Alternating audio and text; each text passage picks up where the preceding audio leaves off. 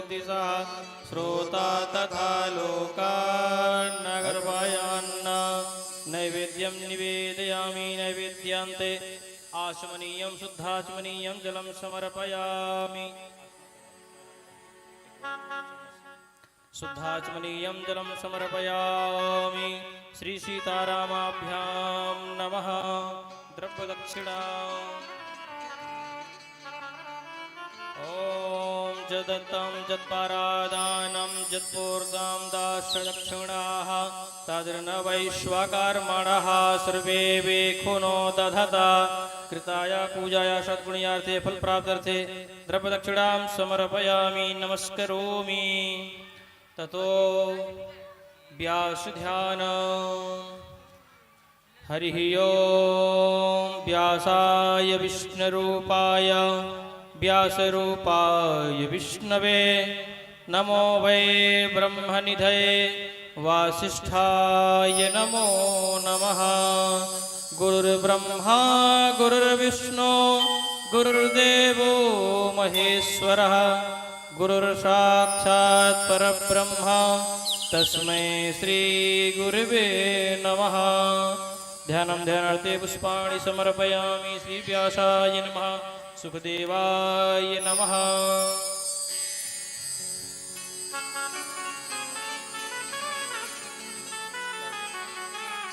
ओम श्रीखंडचंदनं दिव्यं गंधाढ्यं सुमनोहरं विलेपनं सुराश्रेष्ठ चंदनं प्रतिगृह्यतां पुष्पाणि माल्यादीनि सुगंधेनि मालित्यादीनि मय प्रभो मया हितानि पुष्पाणि पूजार्थं प्रतिगृह्यतां द्रव्यदक्षिणां हरिः ओं।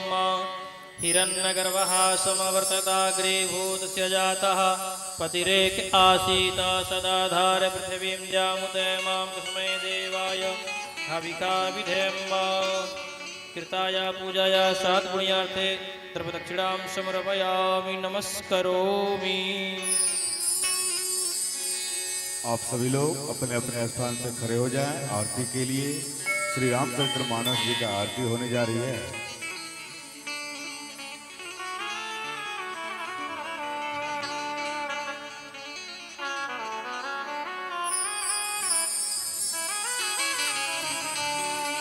ओम ज्वालामालिन्यै नमः रत्नेश्वर्यै नमः।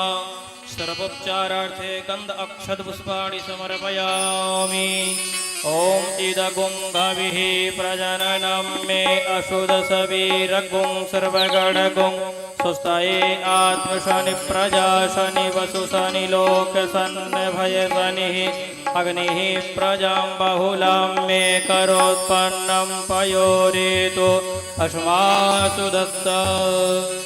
कीरत कलित ललित सियपी की कीरत कलित ललित सियपी की आरती से गिरा मायन जी की कीरत कलित ललित सियपी आरती से गिरा मायन जी की।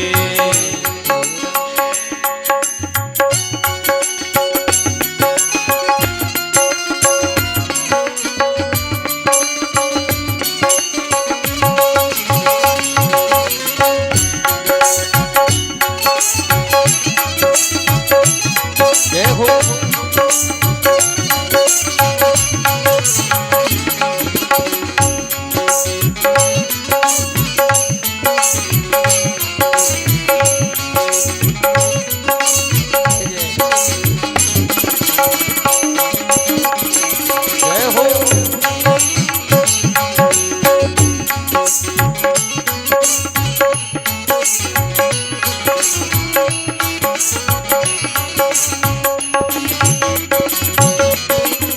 गावत ब्रह्मादिक मुनिनार वाल्मीकि कवि ज्ञान विशारद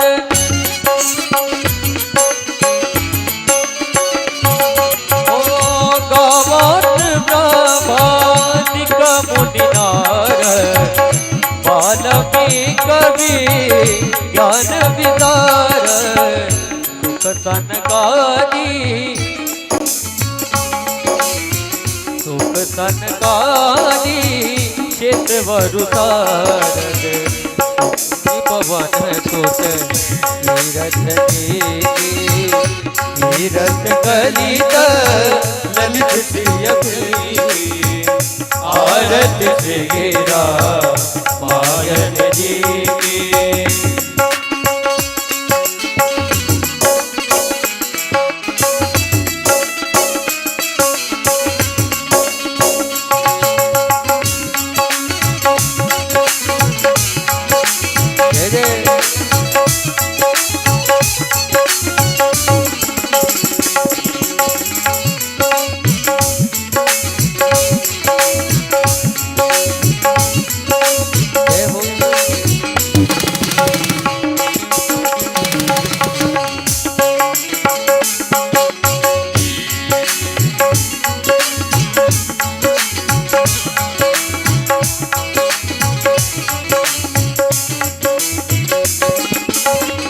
गावत वेद पुराण वचन छवो तात्र तव रतन मोरन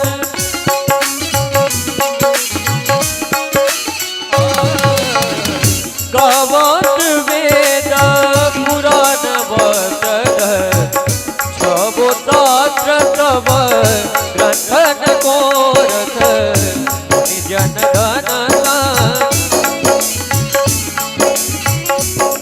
जन तन को सरवत सारवत सब हीरत कलित ललित प्रिय आरत श्री गिरा मायन जी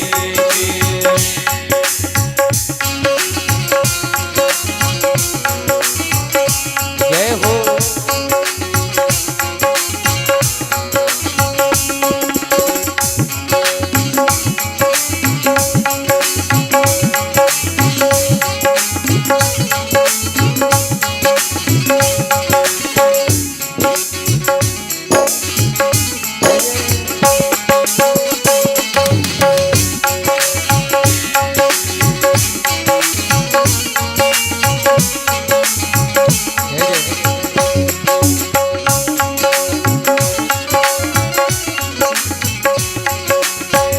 गावत संत भवानी और घट संभव मुनि विज्ञानी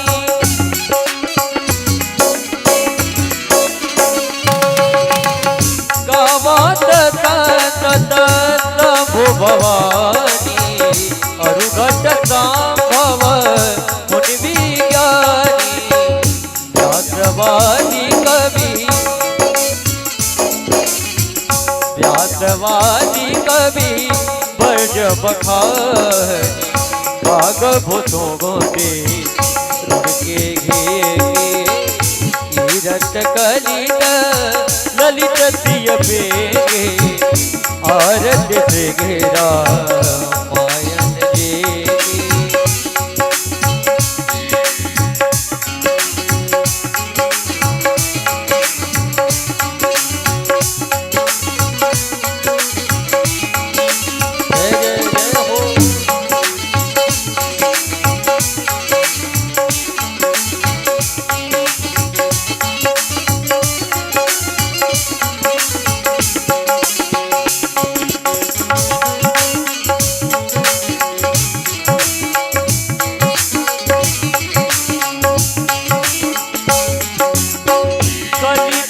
हरणा विषय रस बेगे सुभग शिकार मुक्ति जुबती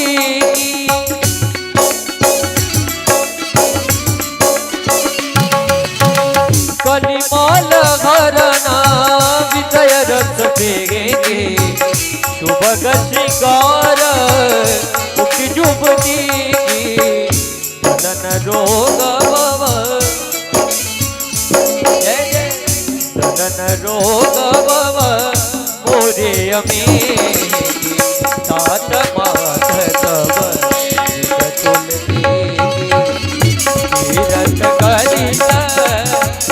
प्रिय के आरती प्रिया मायन जी की आरती प्रिया मायन जी की आरती प्रिया मायन जी। आर्तिक्यं समर्पयामि जलेन शीतलीकरणम् आत्मादिवन्दनं दैवादिवन्दनम् आरार्तिग्रहणं मन्त्रपुष्पाञ्जलिं जगनेन जगमयजन्त देवास्थानि धर्माणि प्रथमान्या सन्नातेहनाकं महिमानः सजन्त्र यत्र पूर्वे साद्याः सन्ति देवाः नानासुगन्धिपुष्पाणि यथा कालोद्भवानि च पुष्पाञ्जलिर्मया दत्त्वा गृहाण परमेश्वरः मन्त्रपुष्पाञ्जलिं समर्पयामि। श्रीपुराणपुरुषोत्तमाय नमः। श्रीसीतारामाभ्यां नमः।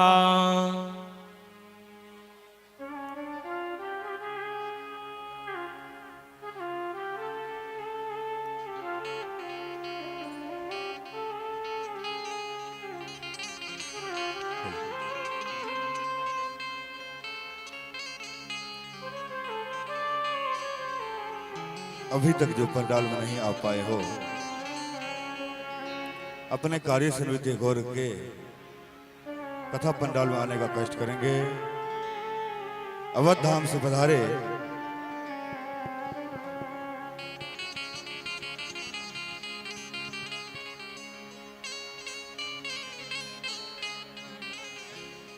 आज के जो मुख्य यजमान, उनके द्वारा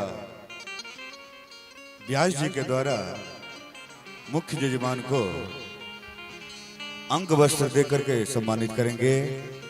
आप लोग जोरदार ताली से स्वागत करें।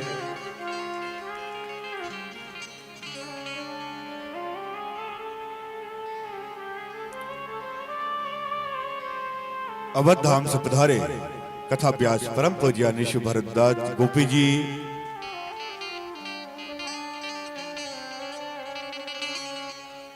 आपसे निवेदन है कि हम भक्तों को वहां ले चले जहां भागीरथी गंगा में स्नान करा रहे थे कल की कथा में।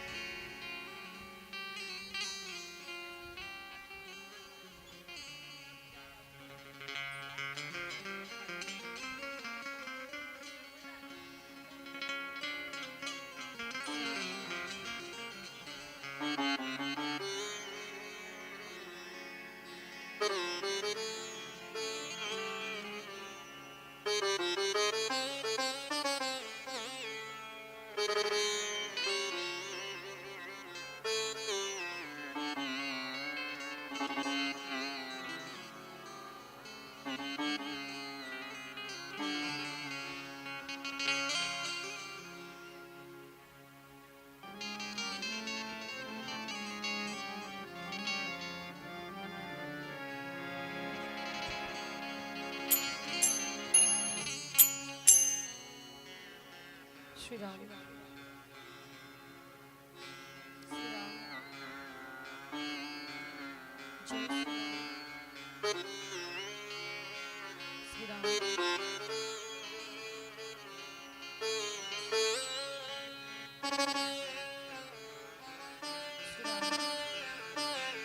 जय सिया राम। जय जय सिया राम। जय जय सिया राम। जय जय सिया राम। श्री राम। जय जय सिया राम। श्री राम। जय जय सिया राम। जय जय सिया राम। श्री राम।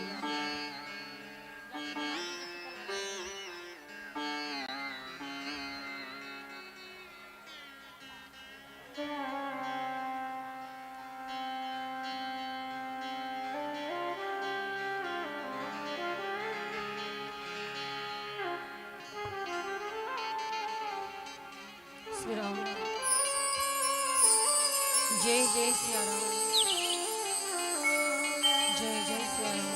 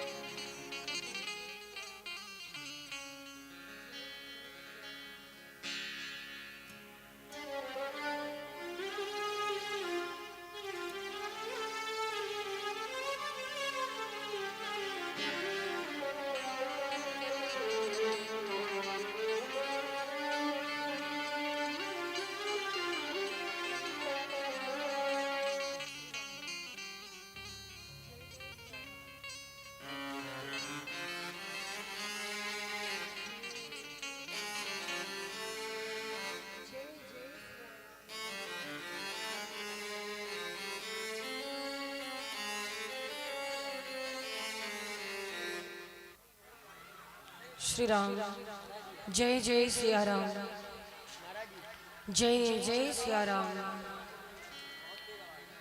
जय जय सिया राम जय जय सिया राम श्री राम जय जय सिया राम जय जय सिया राम जय जय सिया राम जय जय सिया राम श्री राम राम जय जय सिया राम जय जय सिया राम श्री राम जय जय सिया राम जय जय सिया राम जय जय सिया राम श्री राम जय जय सिया राम जय जय सिया राम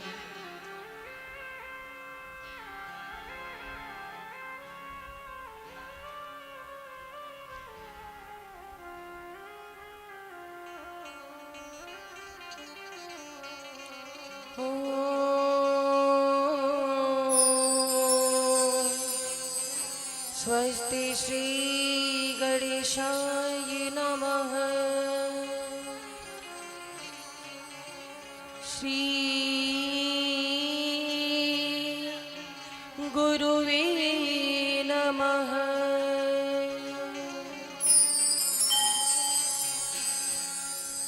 विनायकं गुरुं भानुं ब्रह्म विष्णु महेश्वराय सरस्वती च प्रणम्यादो सर्वकार्यार्थ सिद्धये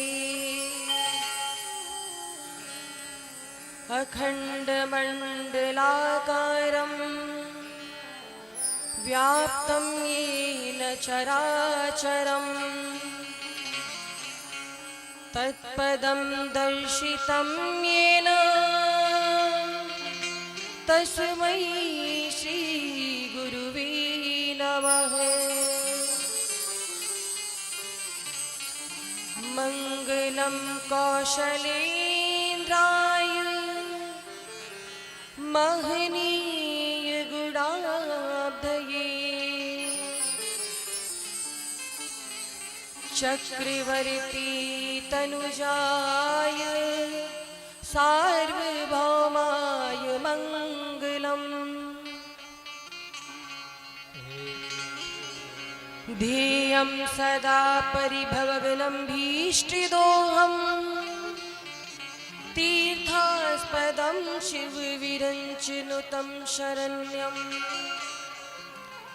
भृत्यार्त्रिहं प्रणतपालिभवाब्धिपूतं वन्दे महापुरुषते चरणारविन्दम्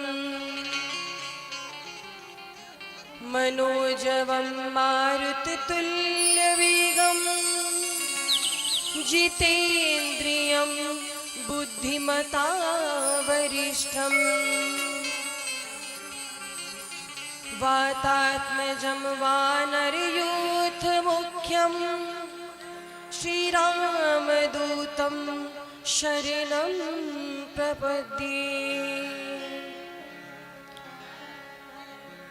जय जय श्री राधा रमण जय जय नवल किशोर जय गोपी चित चोर प्रभु जय जय माखन चोर बोली राघवेंद्र सरकार की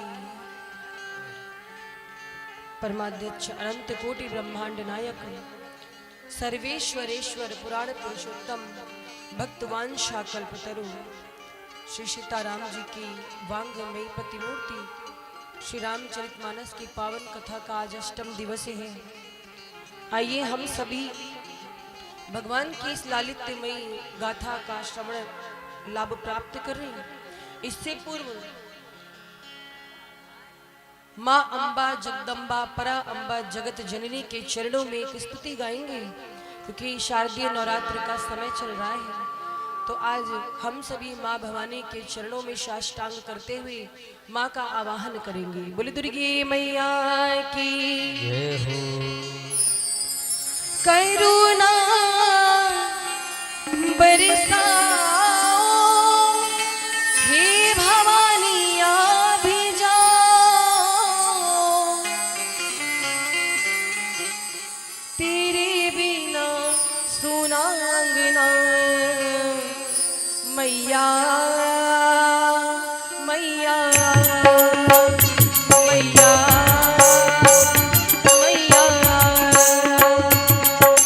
करुणा बरसाओ हे भवानी अभी जाओ, करुणा बरसाओ हे भवानी अभी जाओ, तेरे बिन सुना अंगना मैया मैया मैया।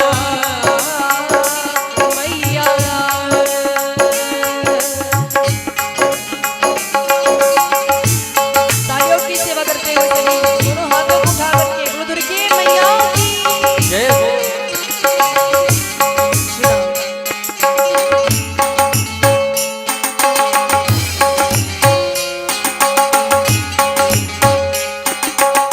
दोनों हाथों को उठा करके तालियों की सेवा करते हुए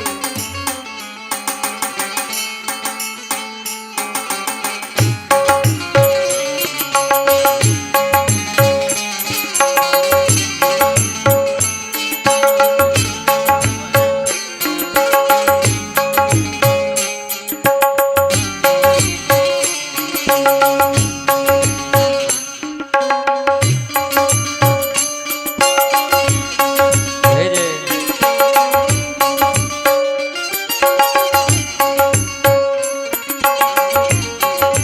ब्रह्मा किस क्या कह रहा है आज कि हे माँ तेरी ममता की माँ हमने देखे खूब नजारे, ममता ने देखे खूब नजारे, ऊंचे ऊंचे भवनों पे माँ गूंज रही जयकारे।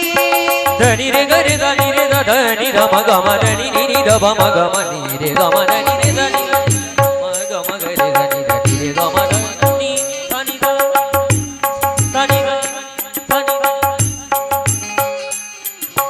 तेरी ममता की माँ हमने देखे खूब नजारे, ऊंचे ऊंचे भवनों पे माँ गूंज रही जयकारे।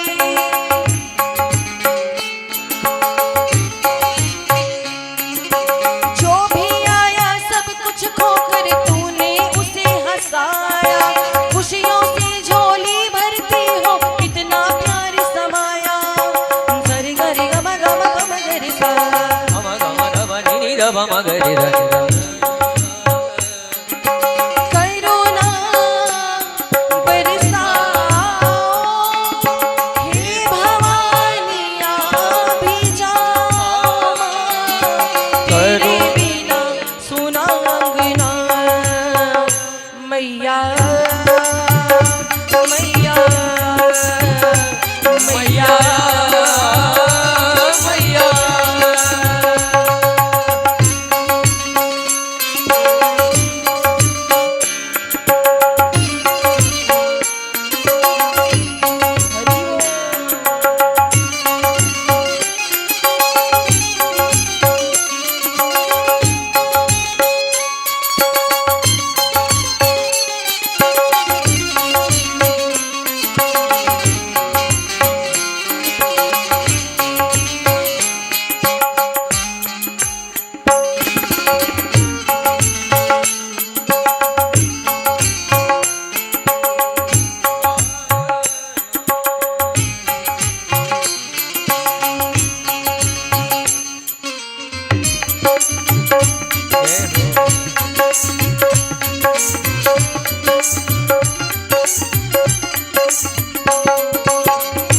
हरि बोल।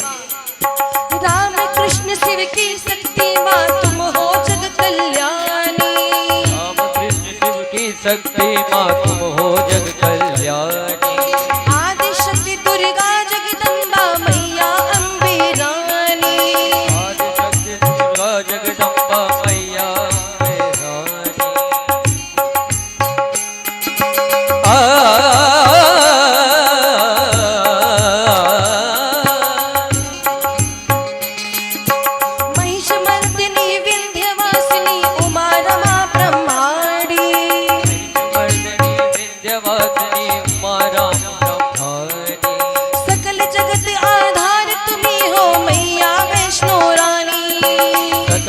संकट आधार तुम्हें हो मैया वैष्णो रानी। आओ माँ अभी जाओ, आओ माँ अभी जाओ, आओ माँ अभी जाओ, आओ माँ अभी जाओ।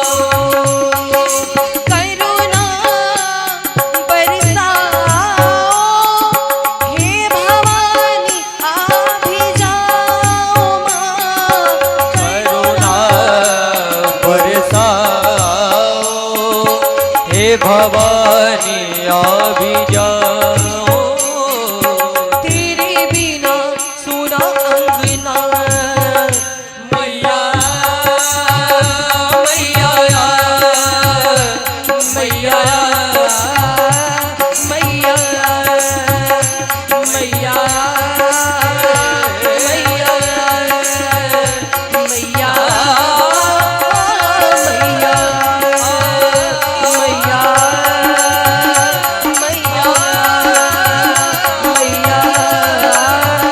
मैया मैया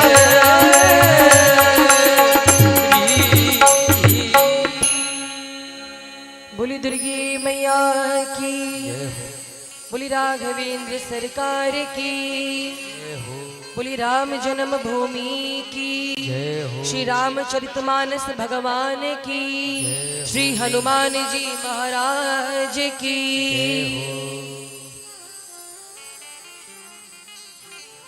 महाराज कल सप्तम दिवस की कथा में आप सबने चर्चा सुनी कि किस प्रकार से भगवान श्री राम वन जाने के लिए तैयार हैं। यही जीवन है क्या? हम लोग नाना प्रकार के विचार जीवन में बनाते हैं, हमें ऐसा करना है, वैसा करना है, ये करना है, वो करना है। विचार तो खूब बनाते हैं, पर हर कार्य हमारे मन का हो ऐसा नहीं हो सकता।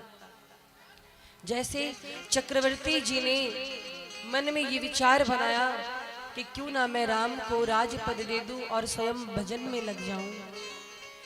विचार तो कितना सुंदर था और सभी इस विचार से संतुष्ट भी थे। अपनी बात गुरुदेव को बताई, गुरुदेव ने स्वीकृति दी और महाराज जितने भी मंत्री जन हैं, प्रजाजन हैं, सभी चाहते हैं राम जी राजा बने। लेकिन महाराज होता क्या है, भगवान जो चाहते हैं वही होता है। इरादे लाख बनते हैं, बन करके टूट जाते हैं। तो विचार बहुत सारे बनते हैं और बन करके टूटते रहते हैं। एक बार की बात है, युधिष्ठिर जी ने अश्वमेध यज्ञ किया था। द्वापर युग की बात है, युधिष्ठिर जी ने अश्वमेध यज्ञ किया और जब अश्वमेध यज्ञ किया तो खूब दान किया, बहुत दान किया। और सुबह से लेकर के रात्रि हो गई थी, दान किया दोनों हाथों से। दान करते करते थक गए। द्वारिकाधीश बगल में बैठे थे। युधिष्ठिर जी कहते हैं, हे माधव, मैं सोच रहा हूं कि आज मैंने पर्याप्त दान दे दिया है, फिर कल इस प्रक्रिया को आरंभ करूंगा। आज बहुत थक गया हूं। आपका क्या विचार है? कृपया अपनी राय दें। ठाकुर जी कहते हैं, युधिष्ठिर आप तो भगवान हो। और चरण पकड़ लिए युधिष्ठिर जी के। युधिष्ठिर जी कहते हैं, अरे सरकार आप मेरे चरण पकड़ रहे हो, अपराध बनेगा। क्या भूल हो गई जो आप मेरे चरण पकड़ लिए? युधिष्ठिर जी पुनः ठाकुर जी के चरण पकड़ लेते हैं। द्वारिकाधीश कहते हैं, युधिष्ठिर जी अभी आपने क्या कहा कि कल दान करूंगा, यानी आप भगवान हो गए हैं। भगवान के अलावा कोई नहीं जानता कि कल क्या होगा। आप कल जीवित रहोगे भी या नहीं, ये आपको पता है। आप जानते हो कि कल जीवित रहोगे और आप जानते हो तो आप भगवान हो, इसका मतलब। युधिष्ठिर जी लज्जित हो गए, क्षमा करे द्वारिकाधीश। तो महाराज कहने का तात्पर्य यह है कि दुनिया में विचार बहुत बनाता है इंसान, हम ऐसा करेंगे वैसा करेंगे, यहाँ से वहाँ जाएंगे, ऐसा होगा वैसा होगा, पर हर कुछ हमारे मन का नहीं हो सकता है। सब कुछ भगवान के हाथ में है। कर्म हमारे अधीन है और फल भगवान के हाथ में है। भगवान और भक्त में भेद क्या है? एक भक्त कहता है, प्रभु मुझ में तुझ में है भेद यही, मैं नर हूँ तुम नारायण हो, मैं हूँ संसार के हाथों में और संसार तुम्हारे हाथों में। तो हम जिस संसार के हाथ में है वो पूरा संसार भगवान के हाथ में है। चक्रवर्ती जी ने भी सपना देखा, राम जी को राजा बनाऊं, और उस सपने पर पानी फिर गया। महाराज, दुनिया की रीति है, संसार की रीति है, समाज की रीति है। कोई सपने देखता है तो कोई सपने तोड़ देता है। स्वप्न देखना बुरा नहीं है, स्वप्न देखना चाहिए, लेकिन हम मनुष्यों के लिए कहा गया है कि ऐसा स्वप्न ना देखे जो कभी पूरा ना हो सके। तो महाराज, एक प्रश्न और आता है कल के प्रसंग से कि जब भरत जी ननिहाल गए हुए थे तो राम जी को राजपद देने की घोषणा की है चक्रवर्ती जी ने। यहाँ पे एक प्रश्न ये आता है कि क्या राजा दशरथ के मन में सच में छल कपट था? क्या सच में कपट था? अच्छा, ये क्यों कहा गया? किसी ने कहा कि अगर कपट ना होता तो राज्याभिषेक के लिए समस्त तीर्थों का जल मंगवाया। इतना समय था उनके पास, पर भैया भरत को नहीं बुलवा सकते थे, इतना समय नहीं था ननिहाल से। तो महाराज, इसका उत्तर है, इसका समाधान है कि राजा दशरथ जी ने राज्याभिषेक के लिए समस्त तीर्थों से जल जो मंगवाया था, उसके लिए तीर्थों में जाने की जरूरत नहीं पड़ी थी। ऐसा न माने कि कई तीर्थों में जाना पड़ा, लोग गए लेकर के आए और बहुत समय हो गया। आप विचार करो, अगर कई तीर्थों पे भेजते और वहां से लोग जल लेकर के आते अभिषेक के लिए तो कितना समय लगता। तो फिर चक्रवर्ती जी ये क्यों कहते कि कल ही राज्याभिषेक करेंगे? इसका अर्थ क्या है कि समस्त तीर्थों का जल पहले से ही अयोध्या में है, विराजमान है। क्यों? क्योंकि चक्रवर्ती जी धर्मात्मा है और आए दिन वो कोई ना कोई यज्ञ, कोई ना कोई अनुष्ठान करते रहते, और अनुष्ठान में समस्त तीर्थों के जल की आवश्यकता होती थी, तो वो जल पहले से ही अयोध्या में मौजूद था। इसलिए यहाँ पे ये शंका नहीं करनी चाहिए कि चक्रवर्ती जी को समस्त तीर्थों का जल मंगाने का समय था पर भरत जी को सूचित करने का समय नहीं था। महाराज, चक्रवर्ती जी भी जानते हैं, क्या जानते हैं कि समय कब बदल जाए कोई नहीं सोच सकता। एक क्षण में क्या हो जाए, क्या से क्या हो जाए कोई नहीं जानता है। इसीलिए उनका ये विचार था कि काल करे सो आज कर, जो कल करना है वो जल्दी करो, क्योंकि समय किसी की प्रतीक्षा नहीं करता। और इस विचार से ही उन्होंने घोषणा कर दी थी कि राम जी का राज्याभिषेक कल करेंगे। तो महाराज, जिंदगी का जो खेल है वो समझ में नहीं आता है। जिंदगी का खेल कोई नहीं समझ पाया है। जिंदगी कैसे नाच नचाती है, कैसे खेल खिलाती है। और बड़ी सुंदर पंक्ति याद आ गई कि मन सपना के महल बनावे और दुनिया ढेला चलाई, जिंदगिया के खेला समझ में ना आई। यही आज साक्षात चक्रवर्ती जी के साथ में हुआ है। मन सपना के महल बनावे हो, मन सपना के महल बनावे, दुनिया ढेला चलावे,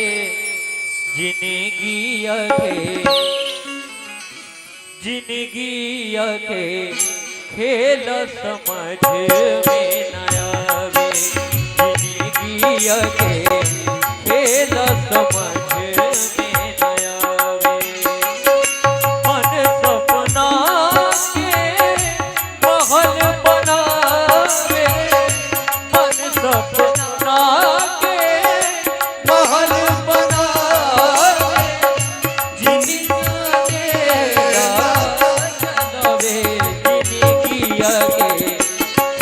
खेला समझ में न आवे जिंदगी के खेला समझ में न आवे।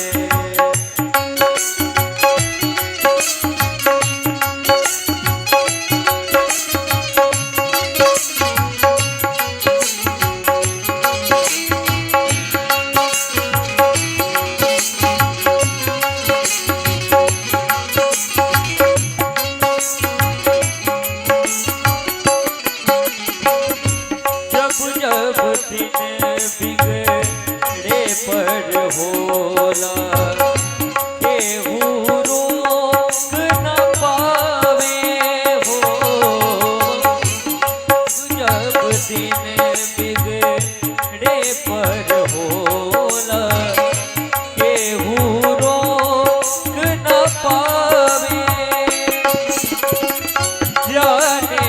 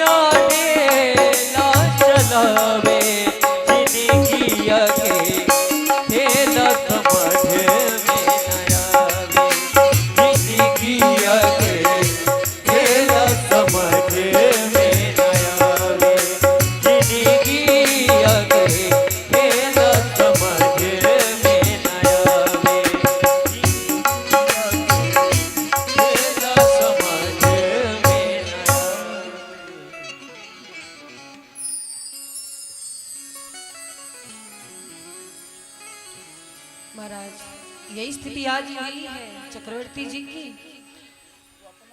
आप प्रसंग श्रवण कर रहे थे कि राम जी पिता की आज्ञा को शिरोधार्य करके वन जा रहे हैं।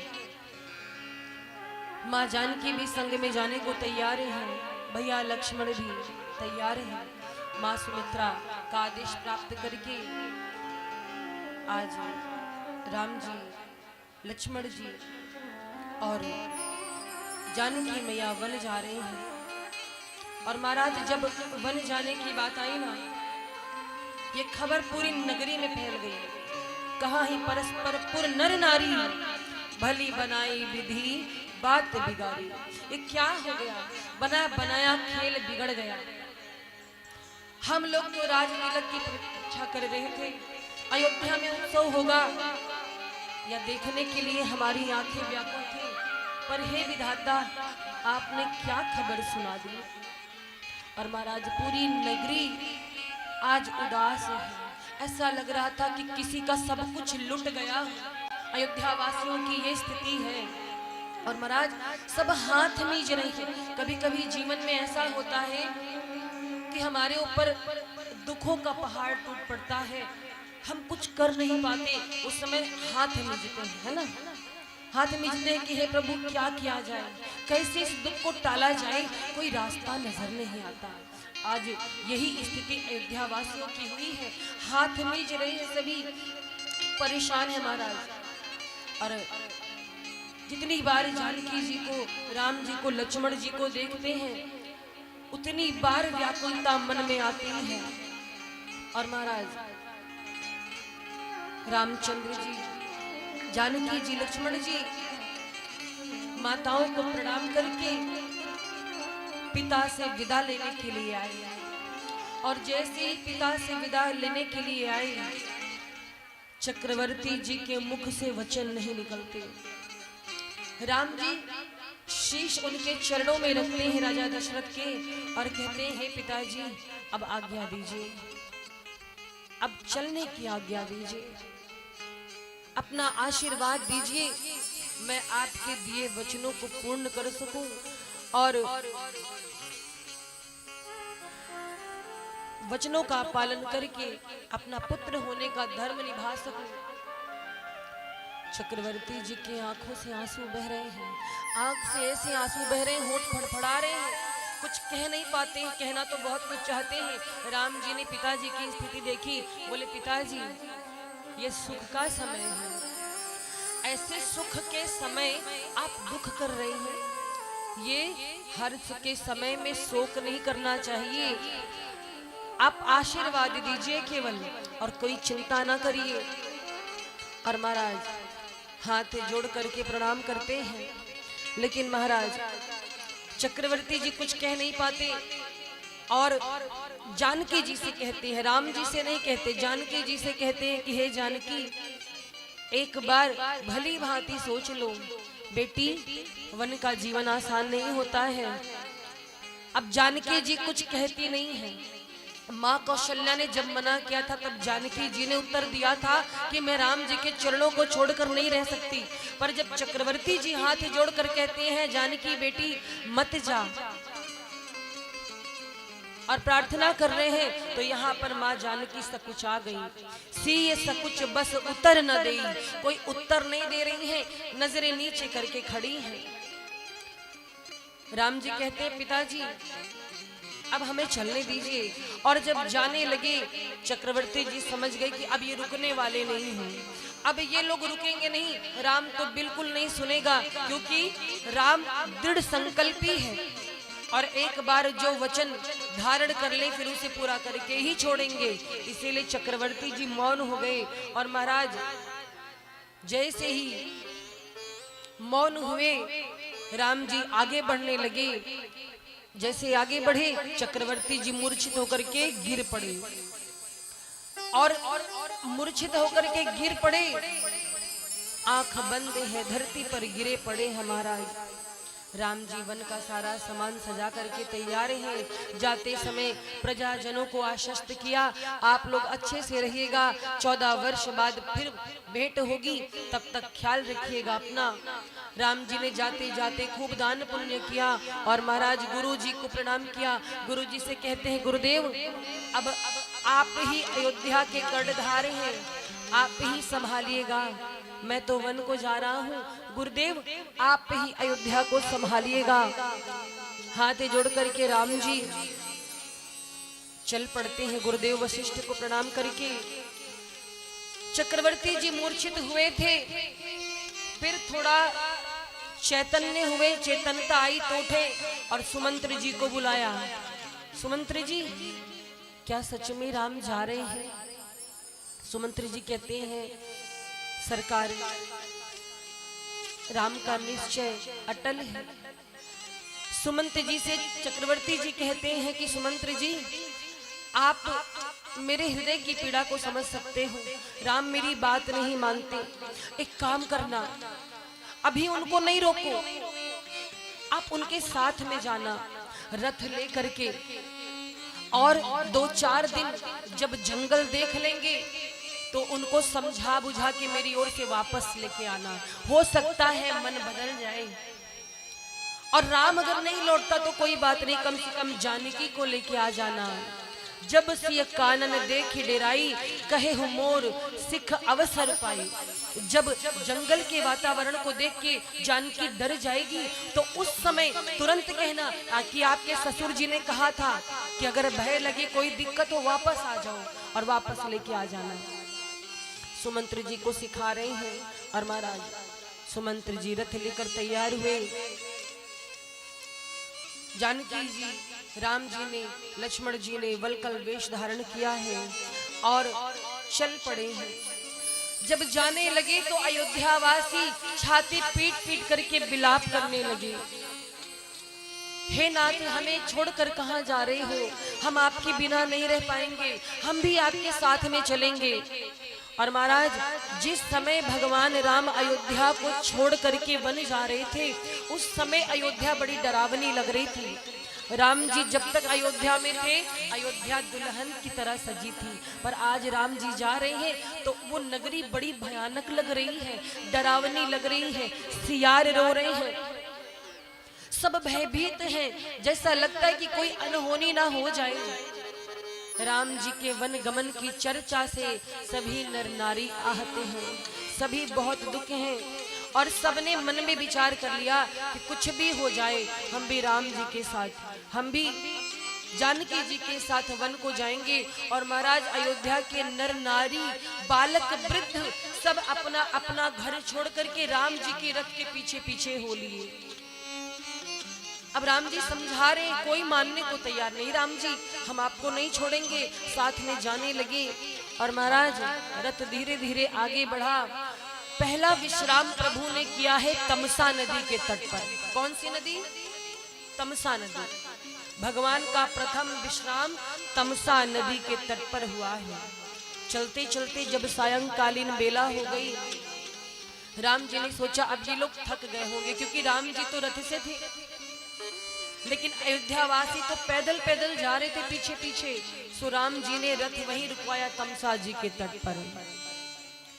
बालक वृद्ध बिहाई गृह लगे लोग सब साथ, तमसा तीर निवासों किए प्रथम दिवस रघुनाथ। रघुनाथ जी पहले दिन तमसा नदी के तट पर रुके। जब राम जी का रथ रुका तो सारे अयोध्यावासी वहीं रुक गए, सब विश्राम करने लगे। और महाराज जब दोपहर बीत गया, राम जी ने धीरे से सुमंत जी को उठाया और कहा कि सुमंत्र जी अभी ये लोग सो रहे हैं, आप धीरे से रथ निकाल लीजिए। ये लोग जग गए तो ये फिर पीछे पीछे जाएंगे, इसलिए इनको पता ना चलने पाए। और रथ को इस प्रकार हाँकिएगा कि रथ के पहियों के निशान ना रह जाएं भूमि पर, इस प्रकार से रथ हाँकिएगा। और महाराज रथ आगे बढ़ा। अवधवासी सो रहे हैं, भगवान निकल पड़े वहां से। तमसा के तट को छोड़ करके वन की ओर प्रभु प्रस्थान करते हैं। जब भोर की बेला हुई, प्रातः काल हुआ, सारे अवधवासी देखे तो भगवान का रथ है ही नहीं, गायब है।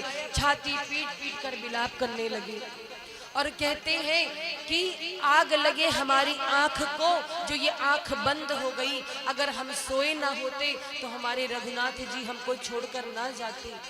क्यों सो गए, क्यों हमें नींद आ गई?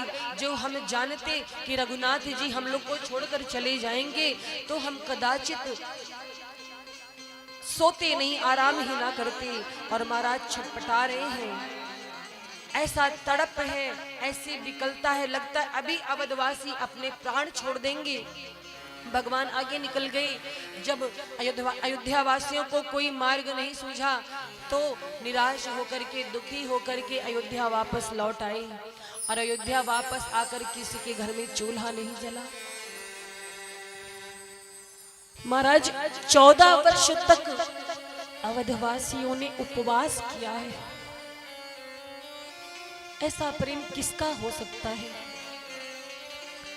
भगवान के विरह में जिसके आंसू बहे, भगवान से अलग होने का नाम लेने पर जिसके प्राण निकल जाएं, वो कौन है? अवधवासी हैं।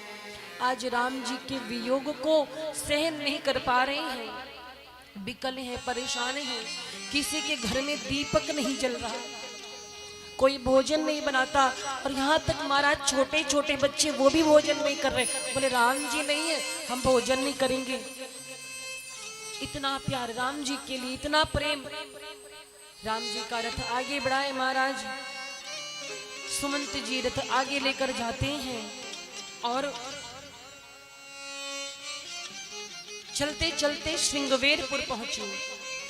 श्रृंगवेरपुर में निषाद राज गुह ने जब सुना कि भगवान आ रहे हैं, तो अपने समाज को लेकर के निषाद राज बड़ी प्रसन्नता के साथ भगवान की सेवा में खड़े हो गए।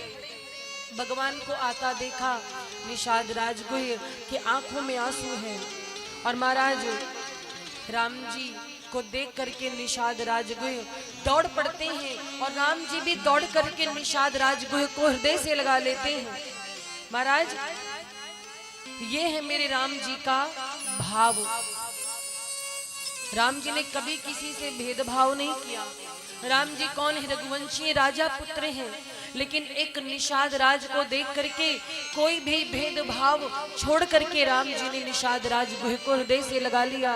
और महाराज निषाद राज गुह का जो हर्ष है वो हृदय में समाता नहीं है। राम जी से कुशल पूछी, सेवा में लग गई, और महाराज खाने पीने के लिए कंदमूल फल इत्यादि ला करके दिया, और कहते हैं कि प्रभु आज आप हमारे गांव में विश्राम करेंगे। राम जी कहते हैं निषाद राज गुह क्षमा करें, ग्राम में जाने के लिए हमें आदेश नहीं मिला है, हम 14 वर्ष तक किसी गांव में नहीं ठहर सकते। और इस बात को सुनकर के निषाद राज गुह बहुत दुखी हो गए। महाराज आज भगवान को वलकल वेश में देख करके, साथ में जानकी मैया लक्ष्मण जी को देख करके निषाद राज गुह बहुत दुखी हुआ, और मन में सोचने लगे कि आखिर क्या कसूर था इन लोगों का। जानकी जी इतनी कोमल है, राघव जी कितने सुकुमार हैं, लक्ष्मण जी कितने सुकुमार हैं, और जब भगवान श्री राम को जमीन पर सोता देखा तो दुख से उसका हृदय भर गया। निषाद राज गुह राम जी को जब जमीन पे सोते देखते हैं तो मन में विचार करते हैं कि जो फेन जैसे कोमल बिस्तर पर सोने वाले हैं, आज वो भूमि पर सो रही हैं, दुखी हो गए।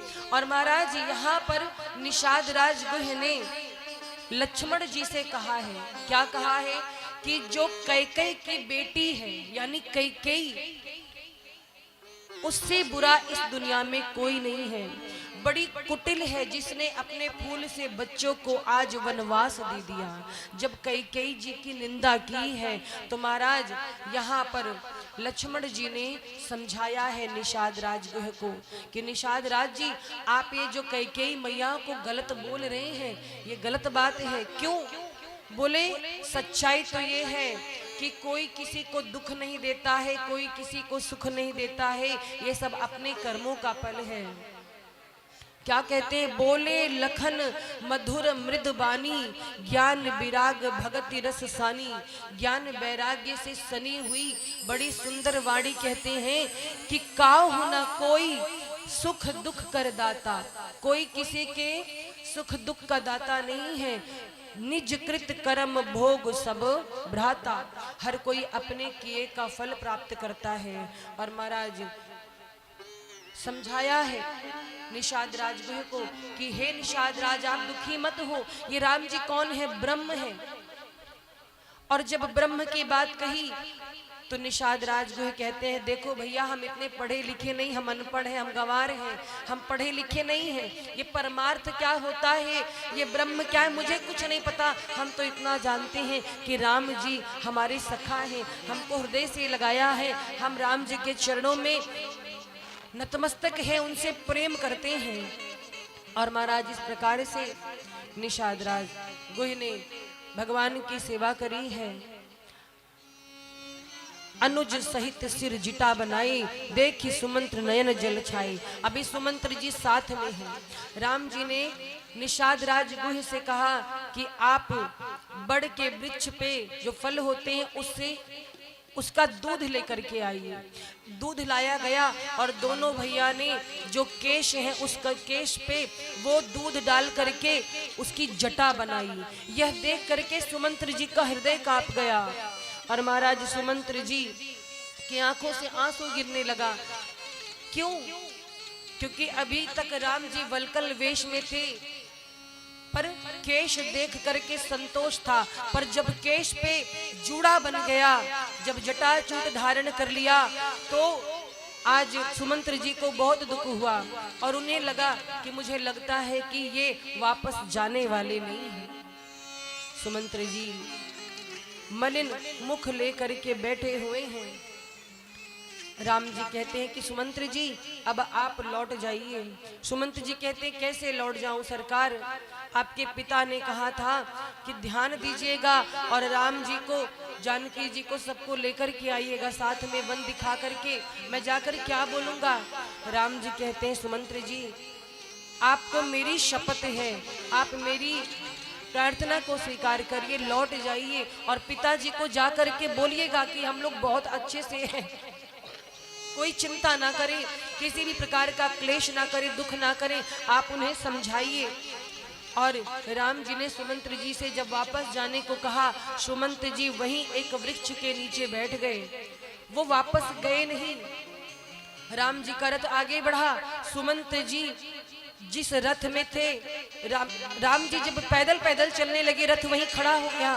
सुमंत्र जी ने एक वृक्ष के नीचे रथ को बांध दिया और जो घोड़े थे वो राम जी को जाते हुए देख करके हिनहिना रहे थे। जिस दिशा में भगवान जा रहे थे उसी दिशा की ओर घोड़े देख रहे थे। इधर प्रभु निषाद राजगुह के साथ में पहुंचे हैं गंगा जी के तट पर। गंगा जी को प्रणाम किया। अब भगवान को गंगा पार जाना है और गंगा पार जाना है तो कैसे जाएंगे? भगवान की भेंट एक बड़े ही विचित्र व्यक्ति से हुई। कौन? जिन्हें मानस में केवट जी कहा गया है। भगवान जब गंगा जी के तट पर पहुंचे हैं तो महाराज नाव मांगी है प्रभु ने और नाव मांगी है किससे? केवट से नाव मांगी है। भगवान कहते हैं कि केवट भैया जरा हमें नाव दे दो। और जब नाव मांगी तो केवट ने सीधे मना कर दिया। अब देखिए महाराज ये जो केवट का प्रसंग है बड़ा ही अद्भुत है। केवट ने देखा कि भगवान आ रहे हैं, कोई दूसरा होता तो उठकर खड़ा हो जाता, प्रणाम करता। अभी हमारे आपके बीच में ईश्वर आ जाए तो हम तुरंत अपने स्थान से उठकर उनका आदर करेंगे, पर केवट बैठा रह गया। नौका में बैठा है, राम जी को आता देख रहा है। केवट जी बैठे नौका में, राम जी दूर से ही आवाज लगाते, केवट जी जरा नाव दे दीजिए, हमें उस पार जाना है। मांगी नाव ना केवट आना। राम जी ने नाव मांगी, केवट ने तुरंत मना कर दिया। अब बताओ भगवान जिससे स्वयं भगवान मांग रहे हो, कौन ऐसा होगा जो भगवान को नहीं देना चाहेगा? भले हमारे पास कुछ ना हो, पर भगवान अगर कह दे कि हमको ये चीज चाहिए तुम्हारे पास है तो हम तुरंत कहेंगे लीजिए प्रभु। पर केवट ने मना कर दिया। भगवान कहते केवट जी नाव दीजिए, केवट कहता नहीं। भगवान कहते क्यों? केवट कहता आपके बारे में खूब सुना है, आपके चरणों की रज के स्पर्श से शिला नारी हो गई थी, उड़ गई थी, और कहीं ये मेरी नाव भी नारी बन गई तो? राम जी कहते हद है। राम जी कहते हैं कि तुम नाव नहीं दोगे? केवट कहता दूंगा सरकार, मैंने कब कहा कि नाव नहीं दूंगा? दूंगा, लेकिन एक शर्त है। क्या? बोले आप पहले अपने चरण धुलवा लो तब। अब देखो महाराज यहीं पर बात फंसी है। राम जी से केवट कह रहा है कि अपने चरण धुलवा लो तभी तुम्हें नाव दूंगा। राम जी कहते हैं कि तुम्हें धुलना है तो धुल लो। बहुतों ने बिना कहे इस चरण को धोए हैं, तुम भी धुल लो। केवट कहता है सरकार उनकी अपनी गरज रही होगी तब आपके चरण धोए होंगे, हमारी कोई गरज नहीं है। लक्ष्मण जी कहते हैं देख रहे हो भैया कैसी बातें कर रहा है। राम जी कहते अच्छा मेरी गरज है। केवट कहता है बिल्कुल, गंगा पार किसे जाना है आपको ना, तो आपकी गरज है आप चरण धुलवा लो। महाराज राम जी हंसने लगे केवट की बात सुनकर। कहता है कि बिना चरण धुलवाए आपको नाव में बैठने नहीं दूंगा। राम जी बोले क्यों? बोले नाव नारी बन गई तो। राम जी कहते अच्छी बात है, जड़त्व से मुक्त हो जाएगी, पार करने वाली खुद पार हो जाएगी। बोले अच्छा नाव नारी बनेगी तो यहाँ घाट पे रहेगी कि घर में रहेगी? राम जी बोले घर में रहेगी। बोले अच्छा अब आप बताओ प्रभु, नाव नारी बन गई और यहाँ तो रखूंगा नहीं, फिर उसे तो घर लेके जाऊंगा, और जो पहले से एक मैडम जी हमारी हैं वो हमें क्या बोलेंगी? सोचेंगी हमने नाव बेचकर दूसरी शादी कर ली है। और महाराज फिर ऐसी मार हमें पड़ेगी ना घर पे, सरकार हमको इस चक्कर में नहीं पड़ना है। और क्या कहता है केवट? कहता है प्रभु अभी हम नाव नहीं दे सकते। क्यों? कहता है सुना सुना रघुराई नाव काहे नाही लाई। सुना सुना रघुराई नाव काहे नाही लाई। सुना सुना रघुराई नाव काहे नाही लाई। जानो पूरा मजीरा नारी जो नाव बन जाए हो जाए घरे मार झगड़ा। हो जाए घरे मार झगड़ा। हो जाए घर मार झगड़ा। हो जाए घर मार झगड़ा। सुना सुना रघुराई नाव काहे नाही लाई। सुना सुना रघुराई नाव काहे नाही लाई। जानो पूरा मजीरा नारी जो नाव बन जाए हो जाए घर मार झगड़ा। हो जाए घर मार झगड़ा। हो जाए घर मार झगड़ा। हो जाए घर मार झगड़ा। क्या कहता है केवट? हे प्रभु अगर नाव नारी बन गई तो मेरे घर में मारपीट हो जाएगी। लक्ष्मण जी कहते हैं देखो भगवान को समझा रहा है।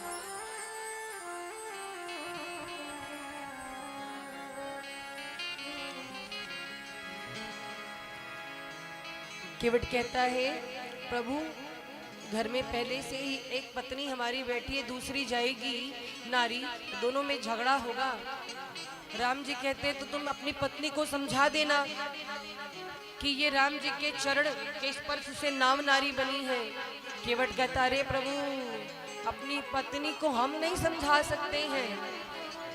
लक्ष्मण जी कहते भगवान को समझा सकते हो, पत्नी को नहीं समझा सकते हो। बोला अरे यही तो बात है, पत्नी को नहीं समझाते, भगवान को समझाना आसान है पर घर में पत्नी को समझाना आसान नहीं है।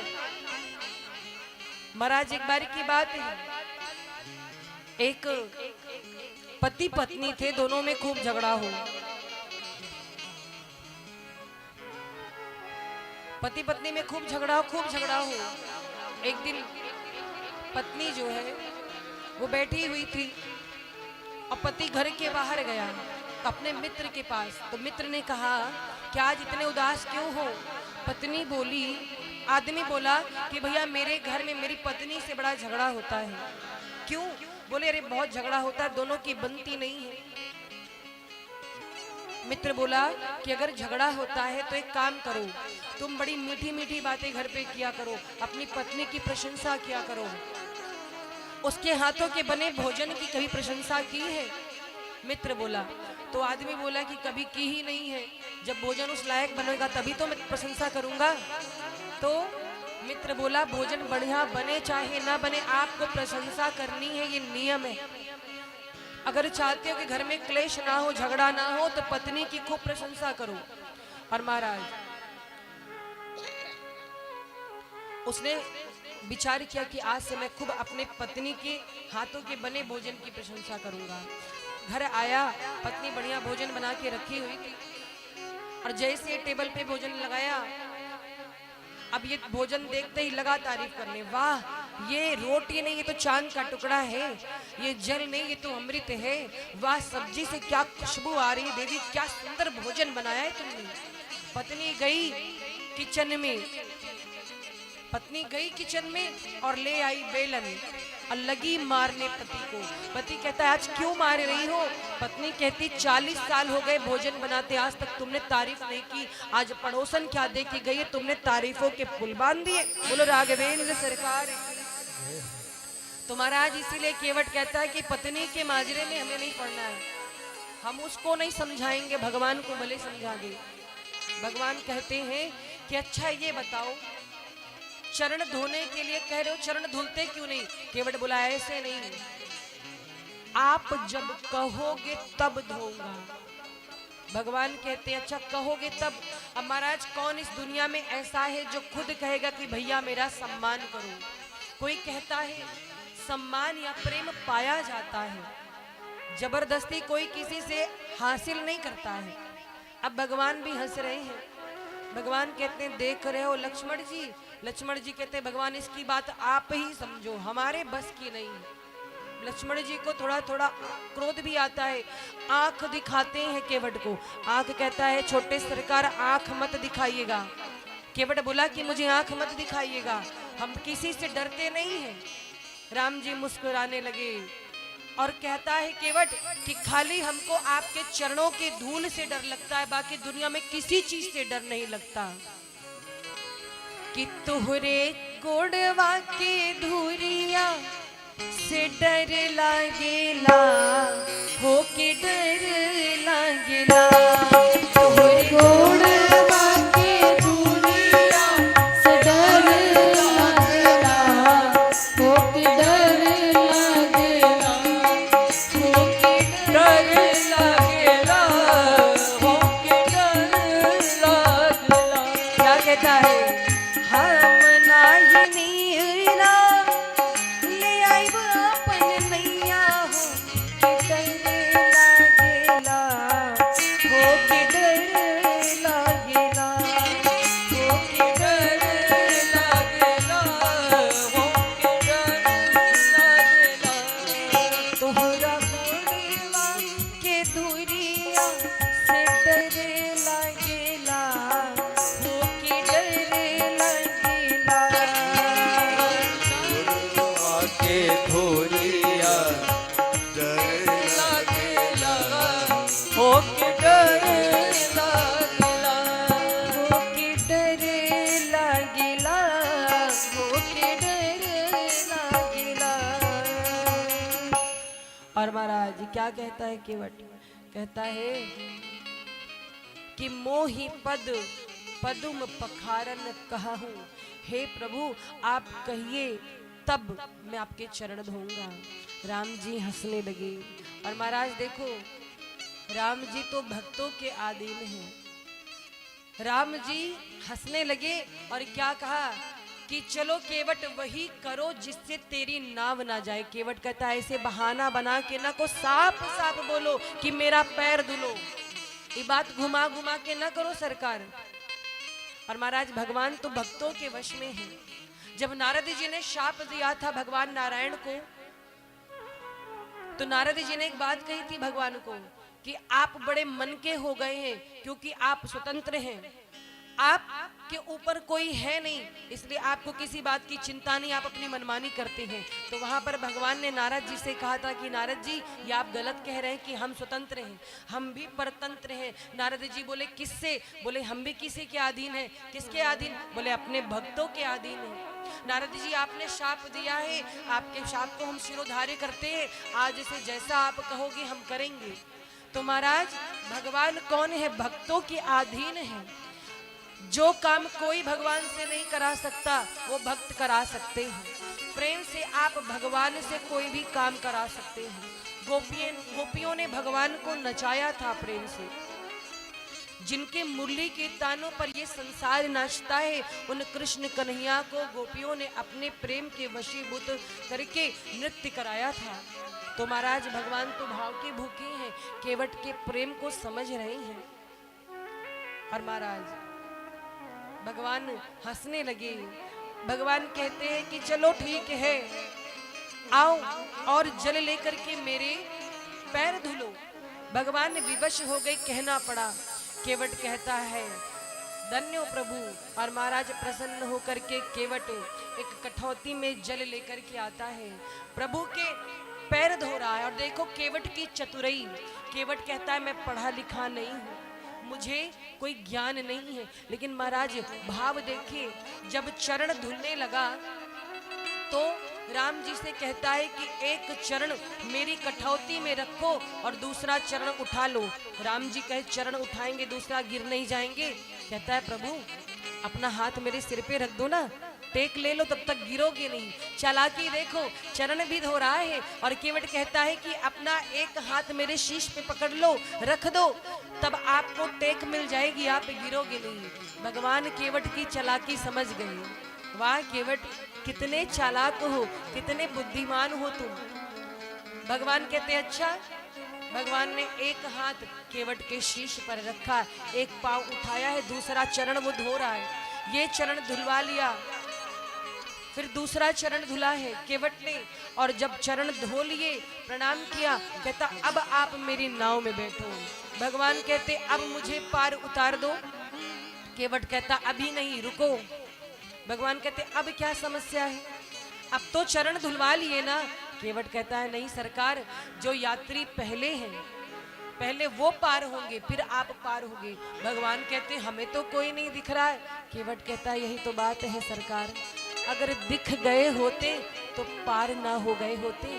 केवट अपने पूर्वजों की बात कर रहा था कि पहले वो पार हो। और केवट कहता है प्रभु यदि आपको वो दिख गए होते तो पार ना हो गए होते। और महाराज देखे केवट की चतुराई, भगवान की कृपा से अपना जीवन धन्य बनाया और अपने पूर्वजों का भी उद्धार कराया है। भगवान हंसने लगे, बैठे नौका में। लक्ष्मण जी कहते हैं अब भी कुछ बाकी है कि अब चलोगे भी? कहता है अरे छोटे सरकार बड़ी आंखें दिखाते हो आप, अब पार करा देंगे, चिंता ना करो।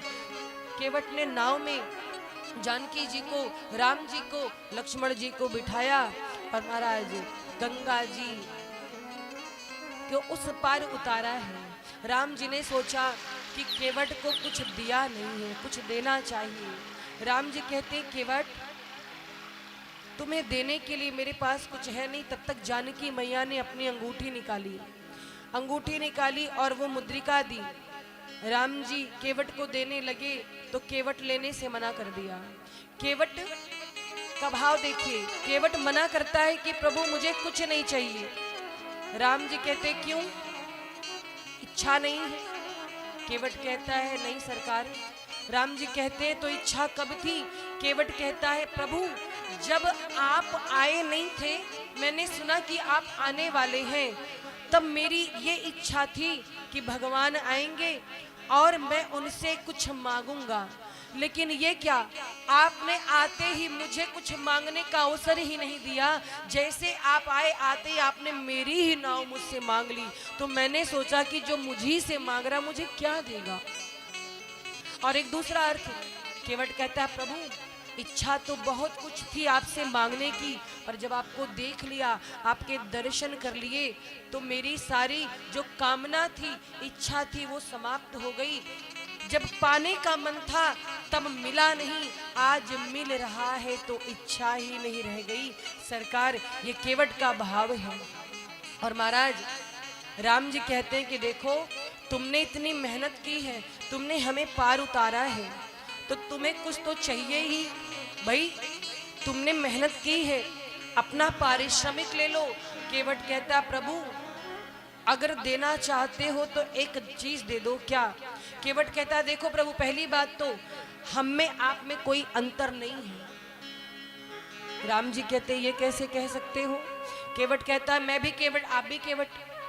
लक्ष्मण जी कहते हैं अच्छा अब तुम्हें केवट दिख रहे हैं। केवट कहता है साबित कर सकता हूँ, मैं केवट, ये केवट, दोनों बिरादरी वाले हैं, अब बिरादरी वालों से नहीं लिया जाता। राम जी बोले ये तुम कैसे कह सकते हो? केवट बोला प्रभु मैं लोगों को गंगा के पार उतारता हूँ और आप पूरे संसार को भवसागर से पार उतारते हो, इसलिए आप भी केवट और मैं भी केवट, दोनों में कोई अंतर नहीं। और अगर आप मुझे कुछ देना चाहते हो तो बस इतना करना कि मैंने आपको गंगा के पार उतारा है, आप मुझे भवसागर से पार उतार देना। और महाराज राम जी कहते कुछ मांग लो, कहता है कुछ नहीं, और भगवान श्री राम के चरणों में प्रणाम करता है। भगवान प्रसन्न होते हैं केवट के भाव से। भगवान ने केवट को विमल भक्ति का वरदान दिया। उसके आगे प्रभु चल पड़े हैं। गंगा पार किए प्रभु भरद्वाज मुनि के आश्रम पर गए। भरद्वाज मुनि के आश्रम पे गए, उनसे भेंट भई, संग भया, और भरद्वाज जी से चर्चा हुई प्रेम से। भरद्वाज जी ने राम जी का बहुत स्वागत किया, कंद मूल फल पवाया है प्रभु को। महाराज प्रयाग तीर्थ की महिमा गाई है। भगवान श्री राम जी, जानकी जी और लक्ष्मण जी आज तीर्थराज प्रयाग में विराजमान हैं। और जितने भी लोग सुनते हैं कि भगवान आए हैं, भगवान आए हैं, दौड़ दौड़ करके भगवान से मिलने चले आते हैं। जो सुनता है कि भगवान आए हैं, वहां पर भगवान से भेंट करने, उनका दर्शन कर ले दौड़ दौड़ के लोग आ रहे हैं। और महाराज कुछ लोग बात करने लगे, मैया जानकी को देखा। भगवान राम आगे आगे चल रहे हैं, जानकी जी बीच में है और पीछे लक्ष्मण जी हैं। राम जी कौन है? ब्रह्म है, और जानकी जी है भक्ति, और लक्ष्मण जी हैं वैराग्य स्वरूप। तो महाराज जानकी जी बीच में चल रही, राम जी आगे आगे चल रहे हैं। और जो देखता है वो देखता ही रह जाता है। मन में चर्चा करते हैं कि कितनी सुंदर ये नारी है, और इस नारी के साथ में दो पुरुष कितने सुंदर हैं, आखिर ये कौन है? एक पूछती है, कोटि मनोज लजावनिहारे, सुमुखी कहूँ को आही तुम्हारे। इतने सारे कामदेव को लज्जित करने वाले, करोड़ों कामदेव को जो लज्जित कर दे, ऐसे सुंदरता वाले ये दोनों पुरुष कौन हैं? हे सुंदरी बताओ। जानकी जी से पूछते हैं। और महाराज यहाँ पर जानकी जी ने क्या किया? जानकी जी से जब पूछती हैं गांव की नारियां कि ये आपके साथ में कौन जा रहे हैं, तो जानकी जी ने आंचल से अपना शीश ढक लिया। और महाराज सकुचित होकर के जानकी जी उत्तर देती हैं। और उत्तर कैसे दिया? जानकी जी बोल करके नहीं बताती हैं। जानकी जी तिरछी नजर से राम जी की ओर संकेत करती हैं कि ये हमारे पति हैं, और जो पीछे पीछे आ रहे वो हमारे देवर जी हैं। बड़ी सुंदर बात कही है, बड़ा सुंदर भाव है। तिन्हहि बिलो की बिलोकति धरनी, तिन्हहि बिलोकी बिलोकति धरनी, दुहु सकोच सकोचति बर बरनी, दुहु सकोच सकोचति बर बरनी, सहज सुभाय सुभगतन गोरी, सहज सुभाय सुभगतन गोरी, नाम लखनु लघु देवर मोरी, नाम लखन लघु देवर मोरी। कहती कि जो ये पीछे पीछे गोरे रंग के चल रहे ना, ये मेरे छोटे देवर हैं, इनका नाम लक्ष्मण है। अब पूछी और वो, तो राम जी का नाम तो लिया नहीं, पति का नाम नहीं ले सकती, मर्यादा है। तो महाराज तिरछी चितवन से संकेत किया, बहुरी बदनु विधु आंचल ढाकी, बहुरी बदन बिरु आंचल ढाकी, पियतन चितई भोह करि बाकी, कीर्तन चितई भाव करि बाकी, बहुरी बदनु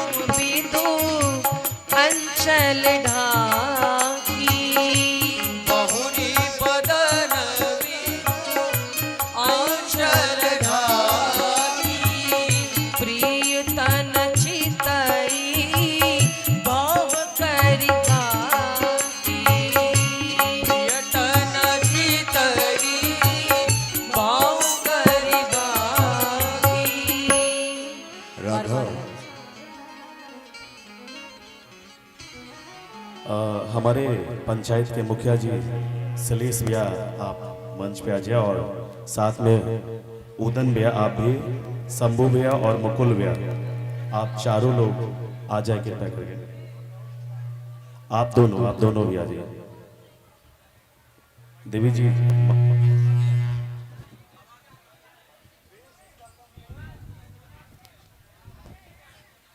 जी ये हमारे पंचायत के मुखिया हैं सलेश सिंह जी, आपसे आग्रह है कि इन्हें थोड़ा अपना आशीर्वाद दिया जाए।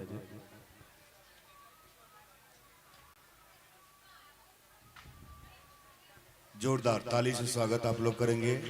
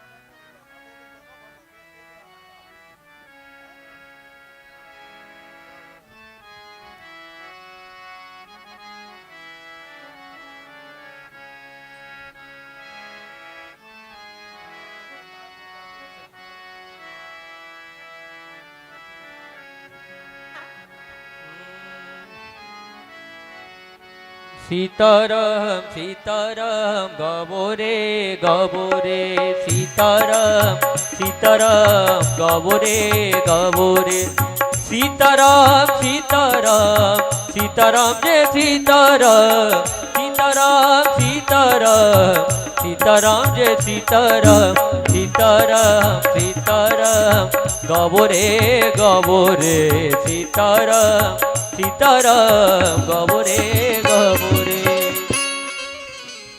बोली राघवेंद्र सरकार की। और महाराज जानकी मैया आगे बढ़ी हैं लक्ष्मण जी के साथ में, राम जी के साथ में। आगे राम लखन बन पाछे, तापस बेश विराजत काछे। उभय बीच सिय सोहति कैसे, ब्रह्म बीच जीव बिच माया जैसे। जैसे ब्रह्म और जीव के बीच में माया विचरण करे, वैसे ही आज जानकी जी और राम जी और लक्ष्मण जी के बीच में चल रही हैं। महाराज धीरे धीरे प्रभु पहुंचे हैं मुनियों के आश्रम पर। कौन से मुनि? वाल्मीकि मुनि के आश्रम पे।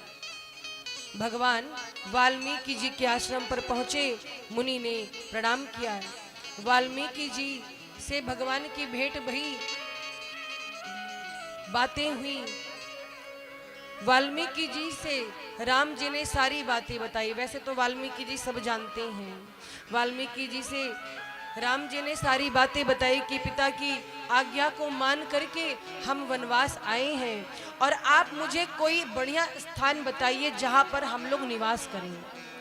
क्या कहा कि मुझे कोई ऐसी जगह बताइए जो हम लोग के रहने योग्य हो, जहां पर हम निवास कर सकें। और महाराज यहाँ पर वाल्मीकि जी ने एक बड़ी सुंदर बात कही। वाल्मीकि जी कहते हैं कि हे राम जी, आपने भी मुझसे कौन सा प्रश्न पूछ लिया। कि आपके रहने के योग्य मैं जगह बताऊं। पहले आप बताओ कि कौन सी ऐसी जगह है जहां आप नहीं हो। हर जगह तो आप हो, मैं आपको कौन सा स्थान बताऊं। और महाराज वाल्मीकि जी की वाणी सुनकर के राघवेंद्र सरकार मुस्कुराने लगे। वाल्मीकि जी कहते हैं कि प्रभु आप चित्रकूट में जाइए, चित्रकूट जो है वहां पर निवास कीजिए। बड़ा ही रमणीक स्थान है, बड़ा ही सुंदर स्थान है और आपके रहने के योग्य है। और आप लक्ष्मण जी के साथ, जानकी जी के साथ चित्रकूट में निवास करिए। और महाराज चित्रकूट की महिमा तो वेद भी गाते हैं। चित्रकूट महिमा अमित कही महामुनि गाई, आई नहाए सरित बर सिय समेत दो भाई। और महाराज यही चित्रकूट में ही भगवान अत्रि मुनि से मिले हैं। जैसे ही कोल भीलों ने सुना, कोल किरातों ने सुना कि भगवान आ रहे हैं, चित्रकूट में सब पहले ही स्वागत में खड़े हो गए। और ये कोल किरात कौन है महाराज? जितने देवता गण हैं यही भगवान की सहायता करने के लिए, सेवा करने के लिए आज कोल किरात बन करके धरती पर आए हैं। कोल किरात बेश सब आए, रचे परंतरिन सदन सुहाए। कोल भीलों ने भगवान के रहने के लिए सुंदर पर्णकुटी बनाई, भगवान के ठहरने के लिए सुंदर सी व्यवस्था बनाई। और कहते हैं कि हे राघव जी, हम आपकी क्या सेवा कर सकते हैं? आप तो राजकुमार हैं, राजा बाबू हैं, और हम तो कोल भील हैं, क्या आपकी सेवा हम कर सकते हैं? राम जी मुस्कुराए और कोल भील कहते हैं कि आप तो राजा के बेटे हैं, हम वनवासी हैं, हम आपको ज्यादा कुछ तो नहीं दे सकते, पर हमारा प्रेम आपके चरणों में है। हमसे जो बन पड़ेगा इस वन में हम आपकी सेवा करेंगे। किसी भी प्रकार की कोई चीज चाहिए हो, कुछ भी चाहिए हो, आप हमसे कहिएगा। हम बनवासी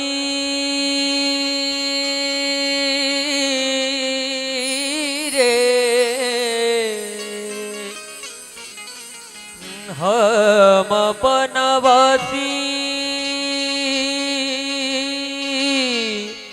कोल भील के बेटौवा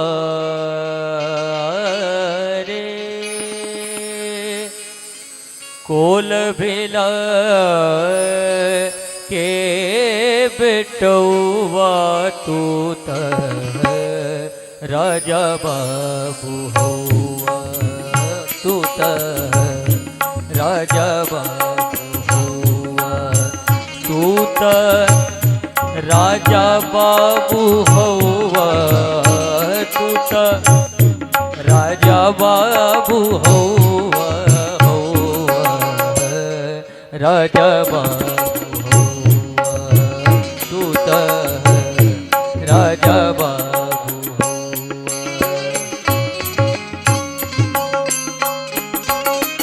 बोलिए राघवेंद्र सरकार की।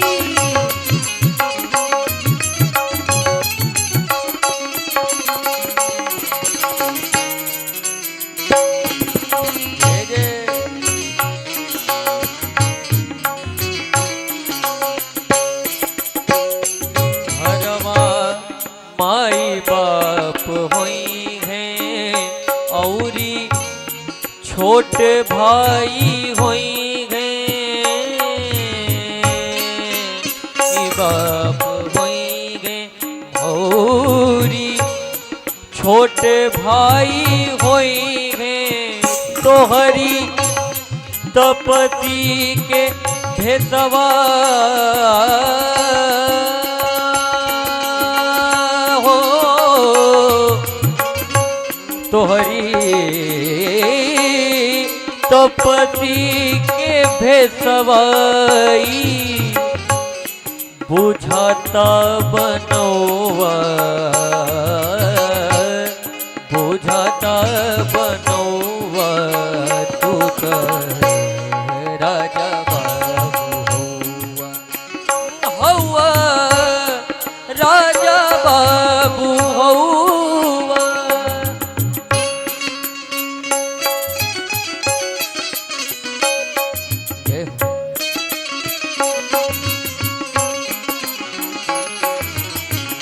दोनों हाथों को उठाकर के तालियों की सेवा करते हुए बोलो राघवेंद्र सरकार की।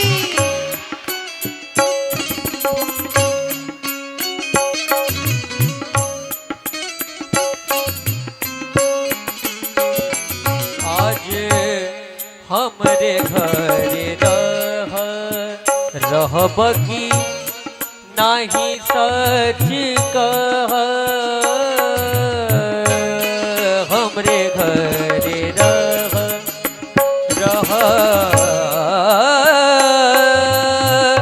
आ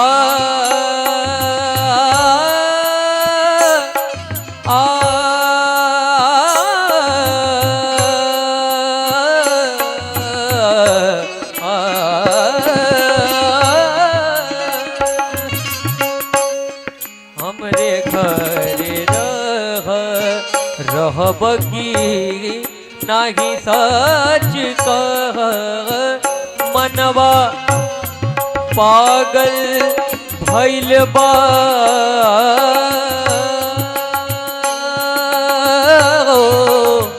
मनवा पागल भइल बा तोहरी देखी के स्वभवा, देखी के स्वभवा तू त राजा बाबू हौवा हौवा, राजा बाबू हौवा तू त राजा बाबू हौवा, राजा बाबू हौवा हौवा, राजा बाबू हौवा हौवा, राजा बाबू हौवा।